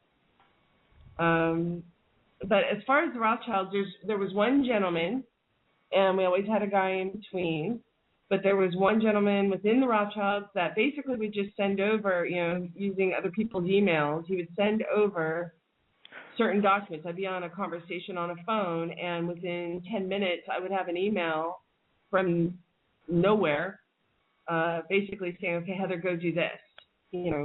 So like when I got arrested and supposedly charged with, what was it? Something about an officer.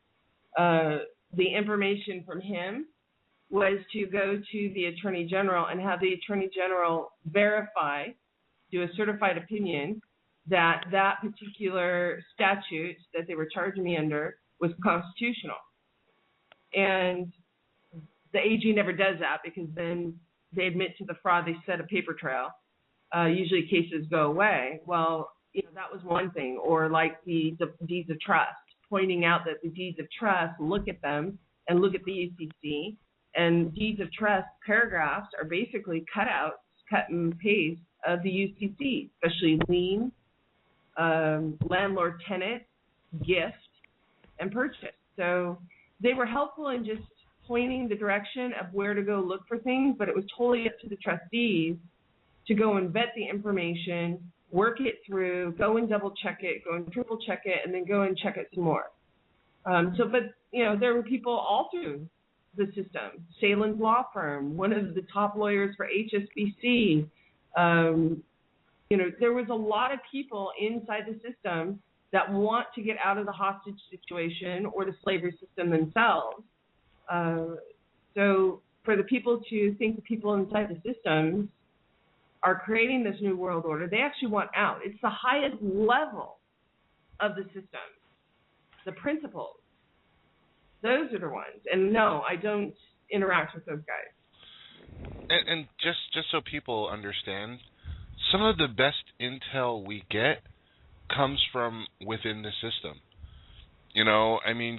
We've spoken to lots of different people who were ex-CIA or military or still working within those confines. There's lots of people inside and outside of the system that are all working towards the same goal.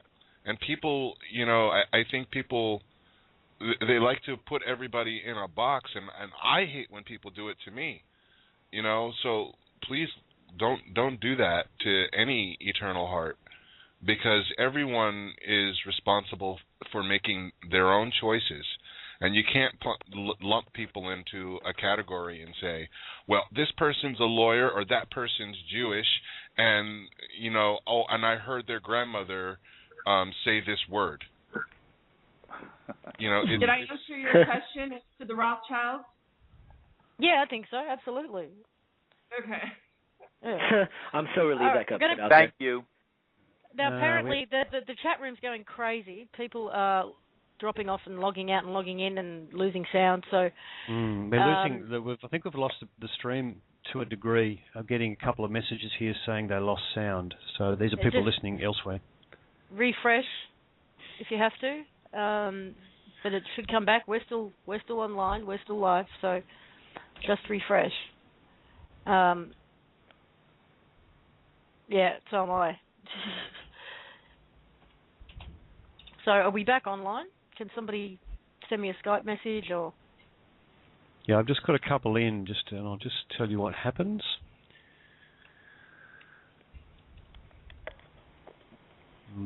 Did we just mention the noise? Okay. You're getting what, sorry? The call. Because we're still connected to Blog Talk. Yeah. Yeah, one's back on, and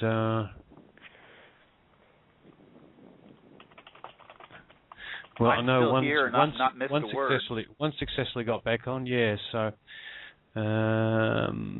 one's rebooting. Yep, we'll see how that goes. So I think people are getting back on. What about the chat room? Is anyone messaging from there? Yeah, the same in the chat room. They can hear us. Can't hear us. Okay, yeah, great. We mentioned a dirty word. Yeah. Heather, while we're asking, can I ask Heather another silly question? And it is, I think it's a silly question. She's not there at the moment. She said she'll be right back. Oh, okay. But I just want to move on and bring out another caller. Yep. Area code 661. That sounds like a Skype call. Area code 661?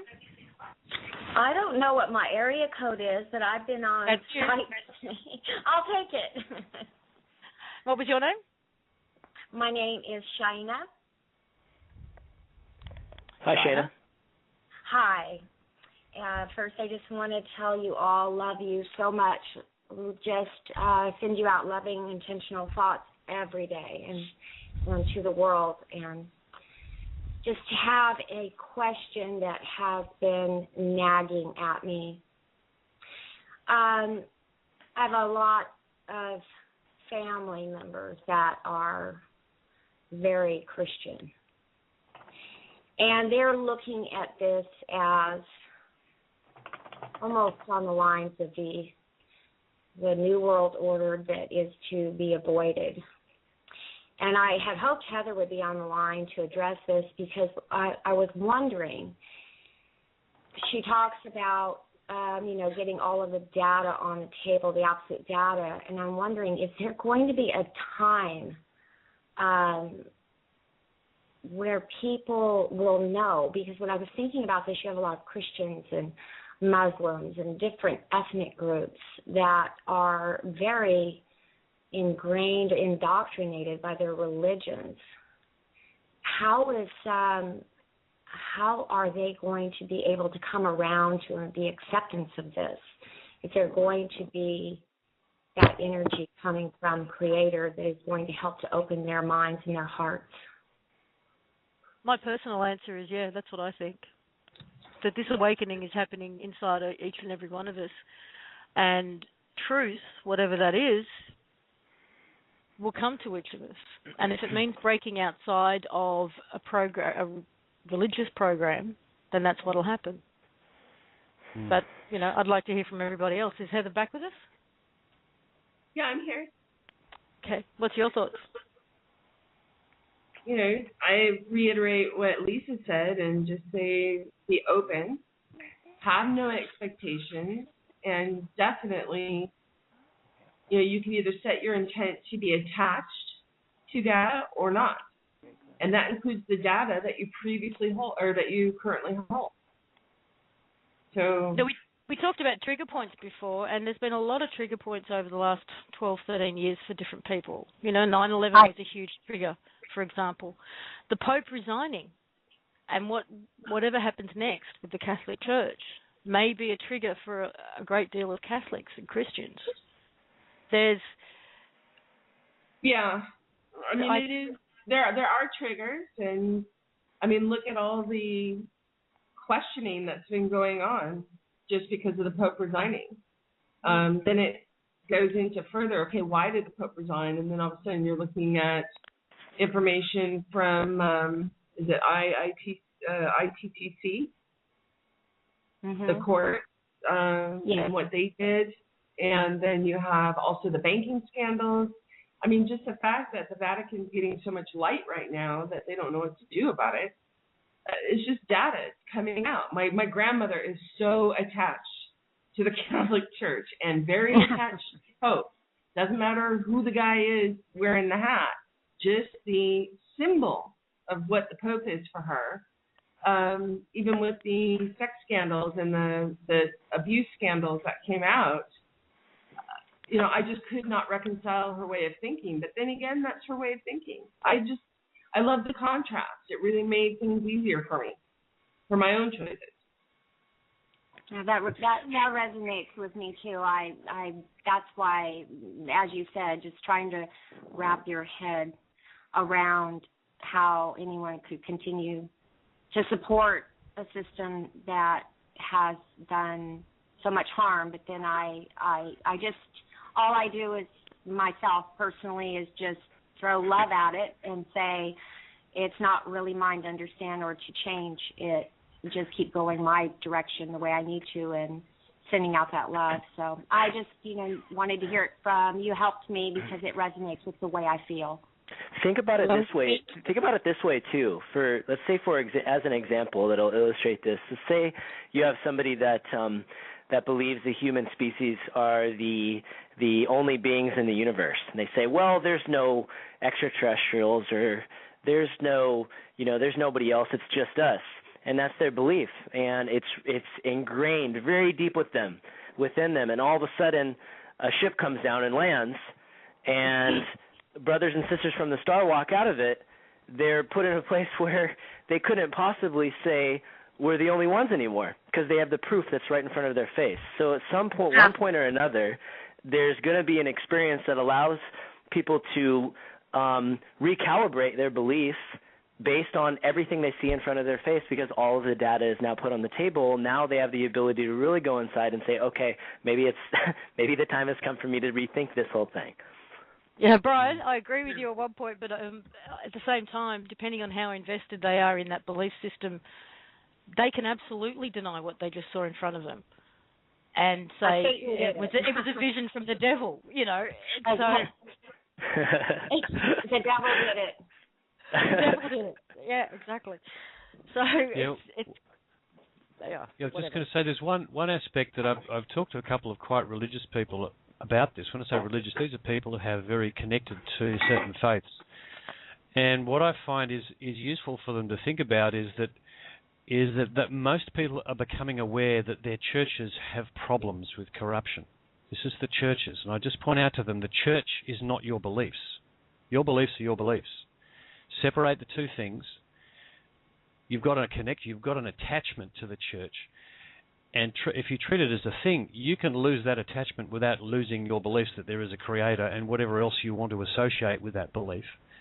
You can lose the church as a thing much more easily than you can lose your beliefs. And if they're worried about that aspect of this situation, that someone's going to try and take this away from them, just ask them in their minds to make that distinction between that building over there and what they believe about our whole reality. And that tends to make them less nervous about it, because most of them do understand it's their beliefs that are the important thing to them. Mm-hmm. I agree. Thank you, Shayna. Very well. Thank you for your call. We're just going to move on to Thank the you. next Yes, caller. Thank you. 817 area code. Hello? Hello, 817. Hi, hey guys. Hey. Now, people, Hello, if you're having issues and the audio keeps dropping out, there's not much we can do at this end because we are still connected. So please just go back and listen to the archive after we get off the line. Sorry, what was your name? Okay, my name's Emmanuel. Emmanuel. Yeah. Hello. Hello. So I'm already very, I guess sold. I've seen enough. It feels right. OPPT. I'm starting to take some action myself. Trying to get organized with people here in Texas. But I had one question. I'm just curious. What's happening behind like behind the scenes with you guys, and I guess I'm directing this question more towards Brian. Brian? I'm here. Okay. I know you've made some reference towards David Wilcock's financial tyranny. Mm-hmm. I'm just wondering, because I've read that myself, and it's a very good report. And I guess I'm just wondering, have you spoken with David or sent him anything about this? Because he's making some headway from what I've seen on his website. Getting that show or that report shown as a TV show in Russia on primetime hours. So it's kind of big. Me personally, no. I've never spoke to David. I follow David's work. I think he puts out amazing information, and he's just another one of the dots that connects to the bigger picture. And there's a lot of people that follow him and look for his postings for updates on info. But no, I haven't. If you're asking me if I've talked to David Wilcock, no, I haven't actually spoken with him. Okay. Is there anything that you guys are do? Well, I know you guys are getting the word out and everything on radios, but because that's I've been on his website, and it's causing just a little bit of doubt on people that do follow him very closely. Like, why is you mean the fact that he hasn't even mentioned OPPT? Is that what you're referring to? I'm sorry? Are you referring to the fact that he hasn't addressed OPPT? That he hasn't talked about it? Yeah, exactly. Right. Well, yeah. Well, we have no control over that. I mean, I think that David's very careful about what he puts out because he backed up Drake, and a lot of the stuff that Drake said was going to happen. Time periods came and went, and there's nothing visible for people to see. But we try not to get too caught up into whether or not people doubt this or not. It's not our job to go out and convince people of anything, and that's something that we've tried to make very clear from the very beginning is we'll put the information out, and we'll give something to the people to research and do their homework, and if it resonates with them, great, and if it doesn't, that's totally okay too. Sooner or later everybody will come around, but they have to be able to do it on their own time and at their own speed and comfort level. Okay. All right. Thank you very much. Thanks for calling, man. Thanks. Okay, we have 612 area code. Hello, it's Elizabeth. Lisa, how are you? I'm very well, Elizabeth. How are you? Good. I have a couple dots to connect. I'm glad I got on because, okay. First of all, I just want to say thank you to every single person. Special thanks to all the speakers up front right now. But everybody that's on this phone, I just want to send gratitude to you and me and all of us that we're just being. Be yourself. And take the masks off and the costumes. Just be yourself. That's important before doing, just be. Anyway, Lisa and Heather, you talked about, Lisa, your testimony about that, I call it the Declaration of Freedom or the Declaration of Our Sovereignty that Heather, I believe, wrote. And what is the title of that, Lisa or Heather, that came out last week? And we last document. Yeah, what is the title of that, Heather?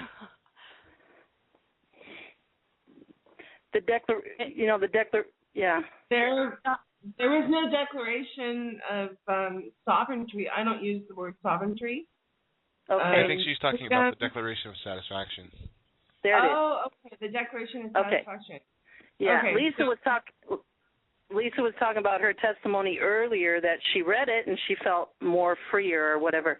And my testimony is after Lisa described it a little bit more, went point by point through it last week, I went and I read it out loud. And I encourage everybody to read it out loud because words are powerful.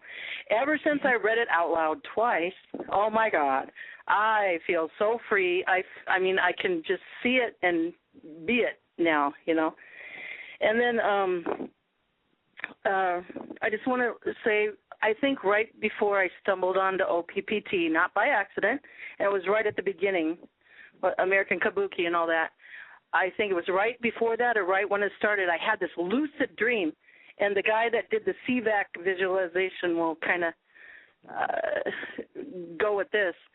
This lucid dream, and I was outside. I looked up in the sky, and there was tons. I thought there were spaceships, but now I know what they were. They were CVACs.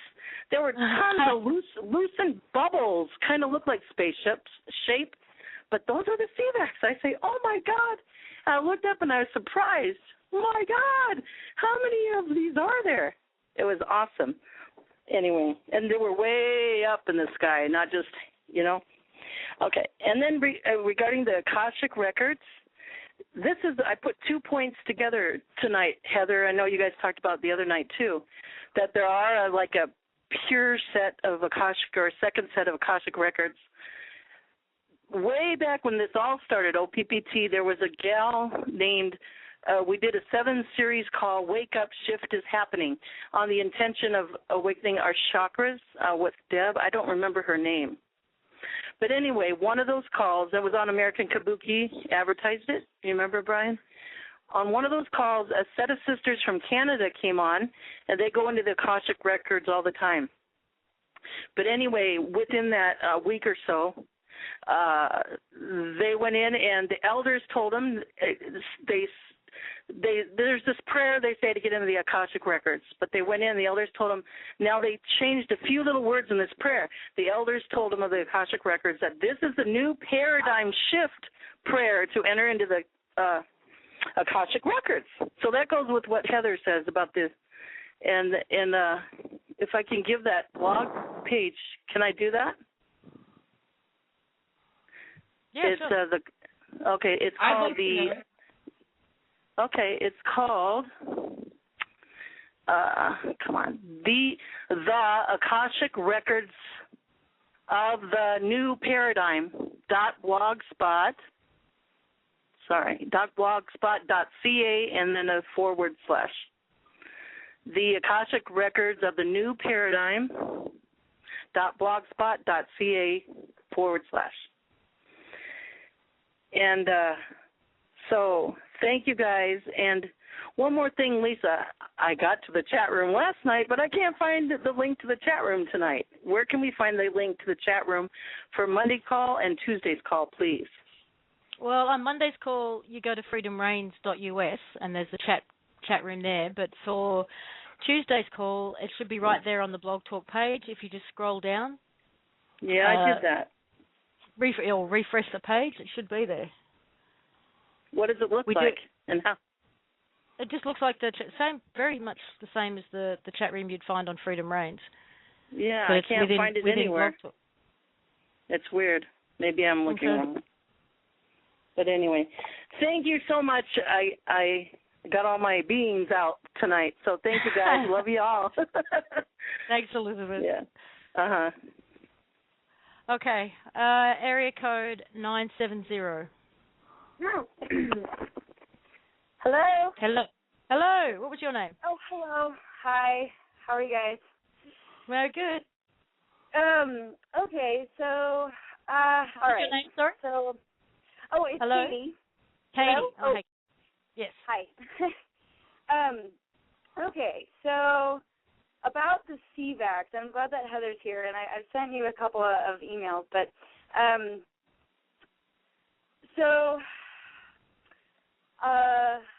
okay, so my partner and I were on a farm. I'm sorry? You, Katie, that called in yesterday. Very excited. Oh, yeah. A little bit of stage fright. Yeah, and a little bit of discombobulation for a variety of other reasons. But yeah, so hopefully we can, continue. So my partner and I were on a farm and, out in the middle of the country. And so if there's anybody else out there, you're like, okay, so, a lot of us, we're here to create the new world, right? We're here to create new ways of being and really, get going. I was on the whole OPPT book, and there was a couple other people that they had a bunch of other ideas. And so for us, it's the farm, right? So we're on this farm, and there's 6 of us here, and we all are scrambling to pay rent and all this other stuff. And now Ethan and I, we're a little bit more of like, okay, so we've been following this. You know, the last couple of years of our lives have been quite a roller coaster with this whole shift, and we've changed a lot, and we're not attached to anything. And really, you know, it's like I've been waiting for this for so long now. I'm not really waiting a little bit longer wouldn't be that big of a deal. But there's our roommates, you know, they're very stuck in the old paradigm of like, oh, I gotta go, you know, God, we gotta pay rent, and like we're trying to do this farm, and you know, it's the you know, white man's burden, or just the general burden in general, and you know, it's like I keep going over, okay, well, if we could just not pay rent and really just focus our energy on the farm and really get, like, we're on 30 acres, we're all renting it right now, and talking to the owner and, you know, being clear, and like, yes, I do share this information with them, but it doesn't really quite register because they're like, well, yeah, but, and so, you know, and also in time, I recognize that maybe like once we start to see something, like actually start to see the value, or that we have value, but I can't seem to make the jump between, you know, here we are in this world where we're having, you know, we all have money issues at some point, and okay, so then, you know, we're all jumping at the bit here to get some action and to do things, and I don't know if I don't even know if it's time yet to clarify what is possible or what is wanting to happen, or Heather, you said on Mel V's that interview with Mel V, how the gold will be showing up as visible on the street and in full transparency. And the only thing that I could think of was that would be us humans, or us ourselves, as like we are the value. So I don't know if anyone could clarify. I mean, you know, Katie, I'm not really sure what the question is here. Sorry. Well, the question is, it's okay. Okay, so the question is like, how are we going to jump from? So paying rent, like, so would I? Okay, how do we not pay rent, or do we talk to the owner? Like, how do we explain to the owner, or to the owner of the land, that like we don't? Okay, so we would rather, instead of paying rent, we would rather we would rather invest our own time and energy and other finances, whatever we have, into the farm, instead of struggling just to make bills, and you know, struggling to make bills. Does anyone want to jump in at this point? I know what you're saying now, Dawn. Do you want to? Yeah, does anyone want to jump in? Yeah. Okay. So you're really resonating with the actual value for value, closer to pride, not the representation, not the billing and all of that. So what I can tell you is this: there is technology that's out there. And in fact, we were going to bring it to Morocco back in 2008. And USA jumped in and basically buried everything. And this is where tomatoes grow the size of a melon, and they have 1,000 times more nutrients than what is already out there, or the technology that allows you to turn deserts back into forests.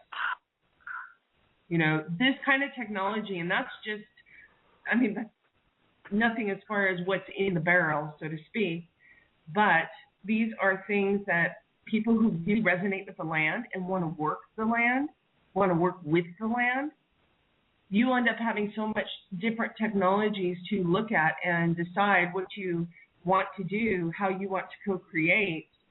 So as far as the abundance part goes, where you don't have to pay rent, you don't have to do this, it's not so much you don't have to, it's just a matter of value for value. You're going to have that value, that abundance, which you already have.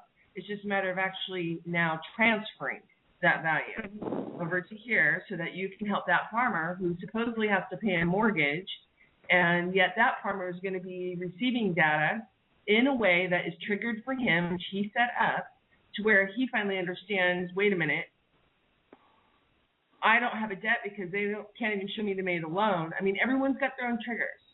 And do you see how they're interrelated, though? That your landlord is going to end up with data, you're going to end up with data, and all of a sudden everyone's going to see how it's all interconnected and how you're able to live and co-create, and all of a sudden your job isn't a job and the shackles are gone. So really it's just a matter of getting that value in, right? Is that what you're asking? When are you going to have the value? Yeah. Okay, well, I'm working on the CVAC system now as far as the Treasury, and the technology that's coming down for that transfer tracking systems. The best way to do it is to make sure the value is within each of you, that you're able to actually transfer it yourself, and that there's an automatic accounting that goes with it, a bookkeeping, and that everyone can see that bookkeeping. So all of that's coming now. That's the first system that's going to be put in place. And right now, we're getting the CVAC documents up and done this week so that the systems can start rolling out. Hopefully, as soon as the last CVAC is set up, which there's 193 of them left, then the system rolls out.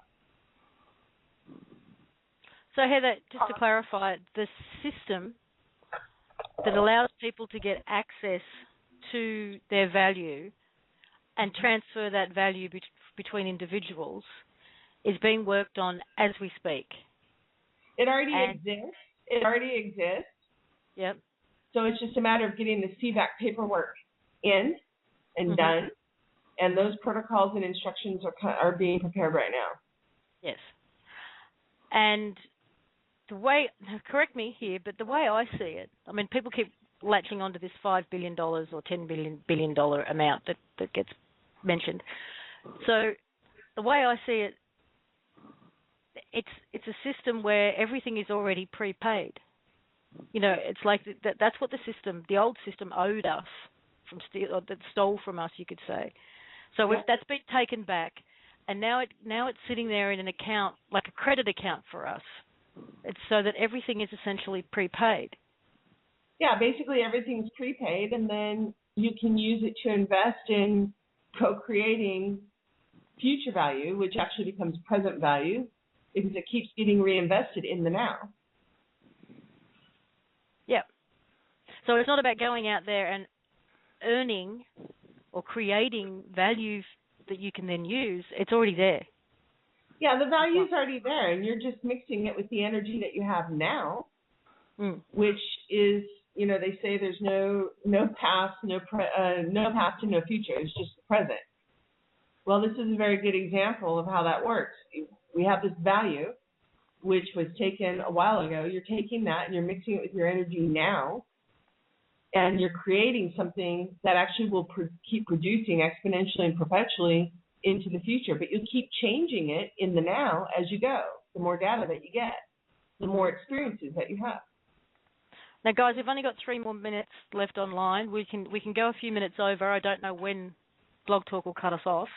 So if you do get cut off, go back and listen to the archive for anything you've missed, and for the dropouts, because they will all be there in the archive. But Katie, I hope that answers your question. And we're going to move on and try and get 1 or 2 more squeezed in. Perfect. Thank you. Thank you for calling. Okay.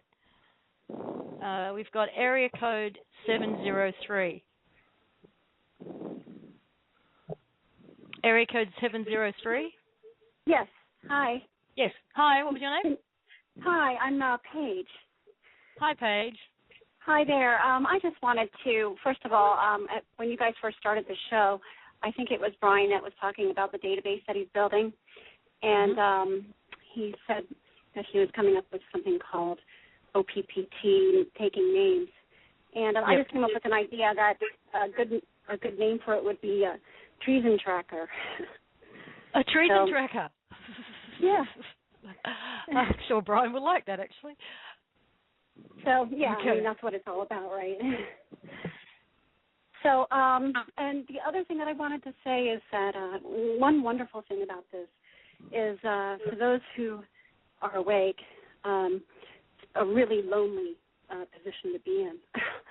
And the OPPT Facebook style page has been a wonderful resource, and it's been wonderful to connect with people that are like-minded.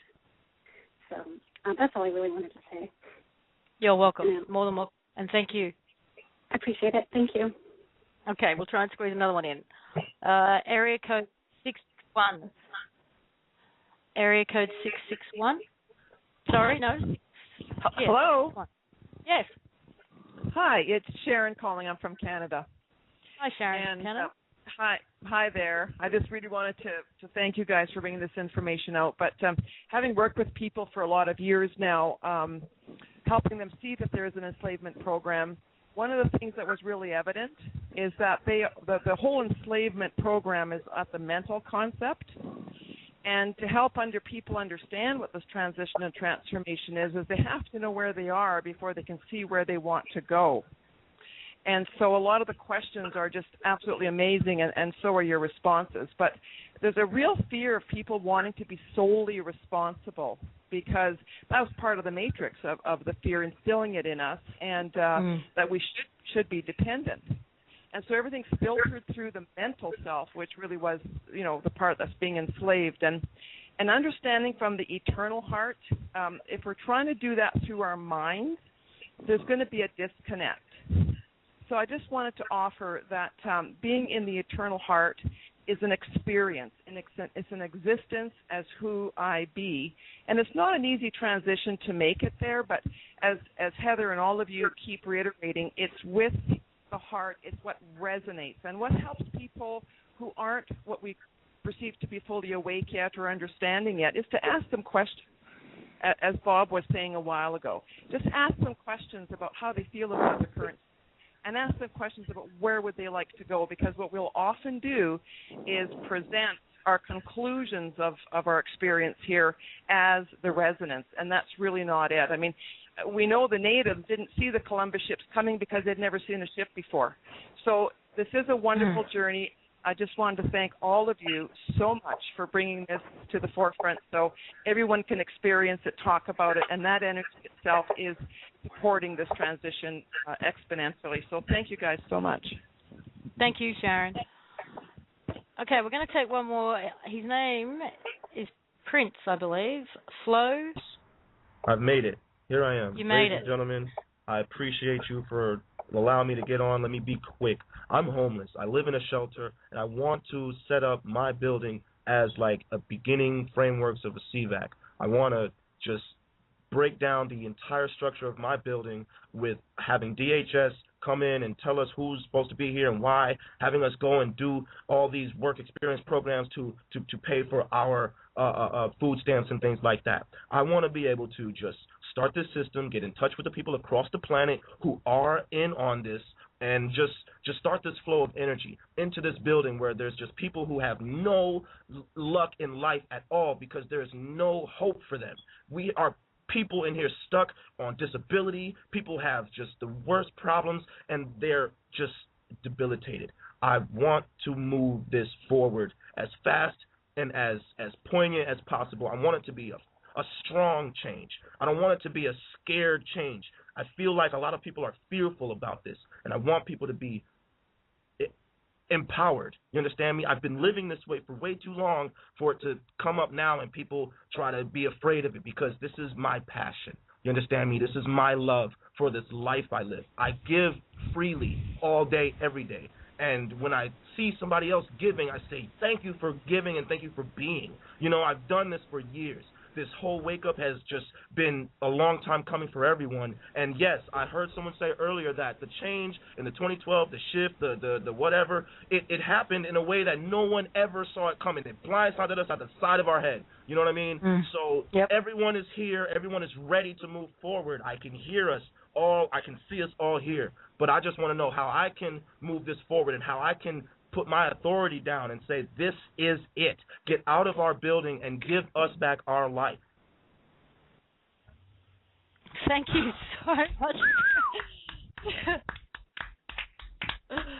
Beautiful. Well done. Beautiful. Thank you so much. Yep. Is it? That's I think that's exactly the energy we need.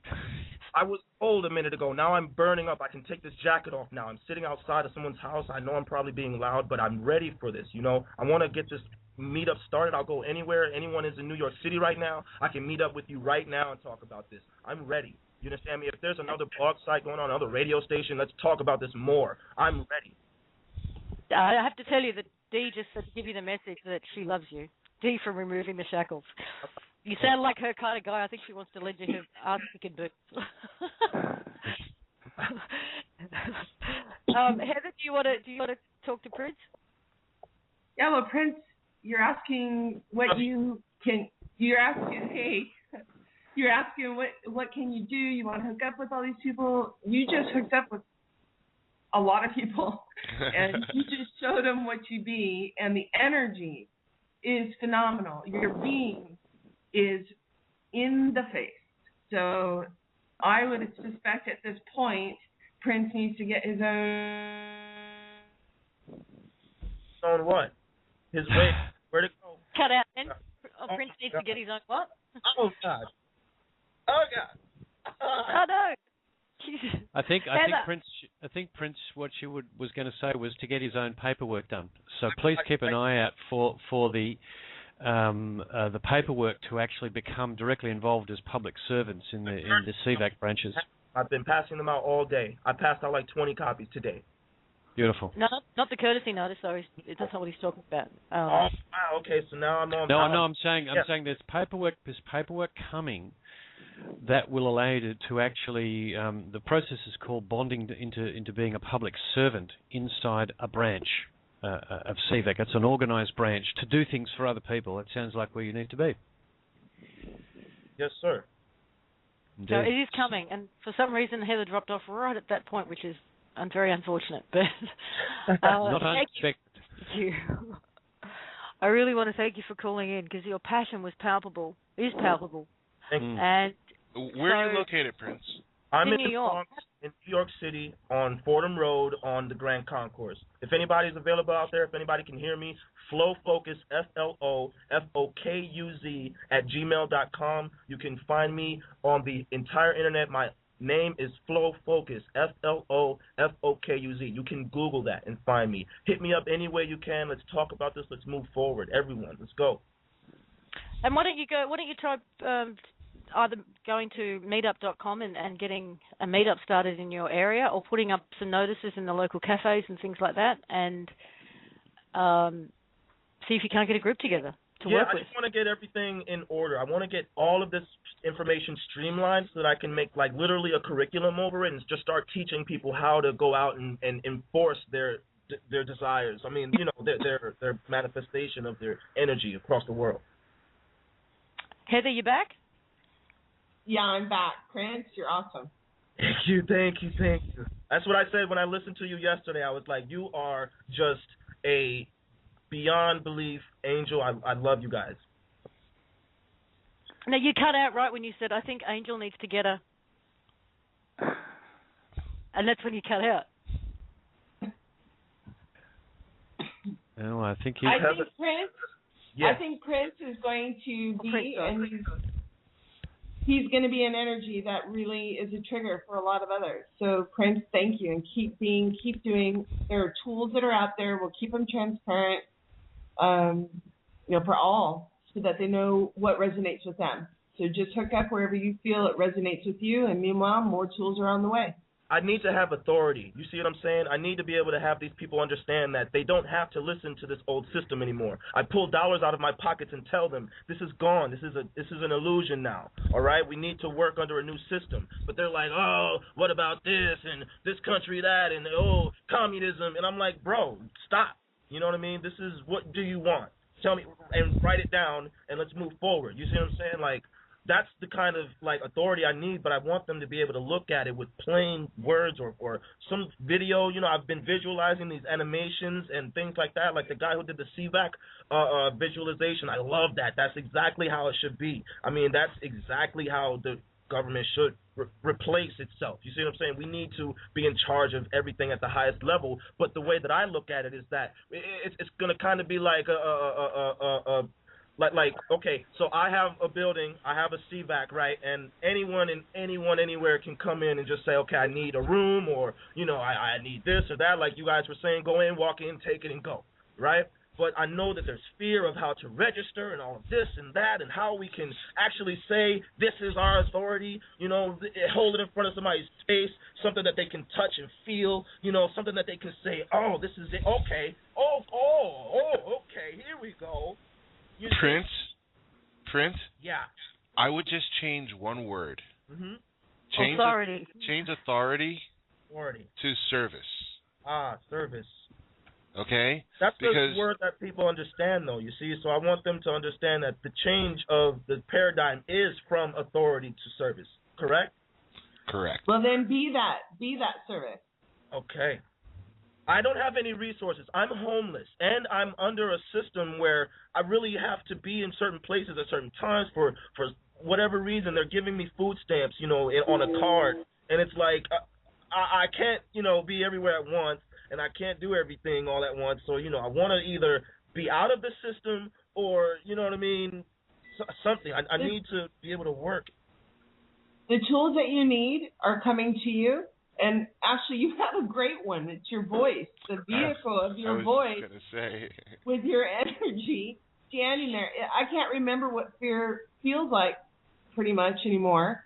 But if I ever did have it, then you'd be one of the guys I'd want in the room to help me get rid of it. I'm sitting outside of someone's house right now, in the dark, in the cold, with a laptop computer, a bag full of just all of my equipment. I do music, photography, fashion. I've a bag full of like maybe $5,000 worth of equipment. All right, and this is me being fearless outside. You understand me? In the cold, I'm home. I don't have anywhere to go. You understand me? But I'm ready to move this forward. I've been working under this system trying to make money, selling people their lives. I take a picture of them, or I take a video of them, I take a recording of them and basically sell it back to them, paint it a little bit. You understand me? So I've been working under this system, and now I want to change. I want to get this going, baby. This is it. So I need you guys to just send me all that information. I want to be on the top of this trickle down of information. You understand me? Put me in as a trustee or something. You understand me? I want to be in that room with you as well when you're doing these forefront battles, okay? That's where I want to be. Flowfocus@gmail.com. FLOFOKUZ@gmail.com. All the tools that come through go straight up onto the OPPT-IN.com website for everybody as soon as Heather and the rest of the trustees make them available. Right, of course. Yeah? Mm-hmm. And that's the best place to keep an eye on. Okay, got it. Okay. Thank you, friends. Thank you guys so much. I appreciate you guys, man. I'm going to go and find some place warm to relax and meditate. Thank you guys. Thank you, Prince. Thank you for calling. All my love. Thank you, Prince. My love. Peace, everyone. Take care. Hey, one more question. I'm sorry. The guy with the accent. Are you the one that sings that song at the beginning of the movie? The tough days, rough night, my home and hammer. I love that song. I don't think anybody on this show sings that song. Oh no, my God! Definitely not. Well, but thanks for asking. What is FUQ? What the FUQ? That's the documentary that led me to OPPT. Right, that's Scott Bartle. Yeah. Mm-hmm. Okay, so that's not you then. No, well, I'm told we sound alike, but no, it's not me. You have his voice. It's like amazing. It's kind of like the synchronicity of the universe. I was brought aware of OPPT by emailing this man and saying I'm hyped over what he did, and what are the implications of this? And he said, this is a good place to start OPPT. And I said, wow. And I didn't look back since. This was 2 days ago. Yeah. Wow. Okay. That's what Scott does. Getting Skypes everywhere. Love this guy. He's the bomb. Love Prince's energy. He can do his part. Wow. Thank you, Prince. Thank you, guys. All right, I'm out of here. Next caller. Thank you. I think we're going to leave it on a high note with you, Prince, because I really don't know how long we're going to last here. So thank you, everybody who's called in. Thanks for everyone who's been listening and participating in the chat room. Thanks for everyone who's with their questions. Guys, it's been an amazing journey, and it continues to be an amazing journey, and it's constantly evolving and growing, and all of your being and doing is just adding to the momentum, and it's a beautiful thing. It really is. And we feel so privileged to be connected to all of you, and to be able to participate in this together is just such a gift. And Heather's right, she could have done it for herself, but it's so much more fun with all of you. And I'm having the ride of my life. This is what I've been waiting for. And I know that's how a lot of you feel, based on the messages I'm getting. Yeah. And next, who knows? We're at a point now where it's like, what's next? And for 2 months now, it's been, oh my God, what's next? What can possibly top this? And yet something does. Mm-hmm. So, wow. Join us again next week, obviously, on Monday night for the US, Tuesday afternoon in Australia for the Opt-In show, and same time next week for the Collective Imagination show. We are hoping, and as long as time allows, Heather's time allows, that the documentation that's needed for these CVACs will be online at the Opt-In website. Also, keep your eye on this new area of the website that's developing, the Treason trackers, or whatever it's going to end up being called. And if you want to participate in supporting any of the individuals that appear on that page, then that's the place to do it. The documents will be there. What else? What other little mentions are there? The new versions of the courtesy notices will also be online. There'll be at least 4, possibly 5 of them. Catered. There's also, also the audio where Scott and I go over a whole lot of queries will be there, and there'll probably be an additional audio talking about the new courtesy notices as well. Okay, great. All right, I think that's all the housekeeping. Heather, thank you so much for joining us again. I know it's probably something like 4 o'clock in the morning for you. It's stupid. No, it was worth it, especially that last caller. Thanks, Prince. So I'm awake now. We'll be up all night. Yeah, he's energized us all. So thank you, Prince. Okay, guys. Talk to you all soon. All right. Have a good night. You too. Okay. Bye-bye. Bye for now.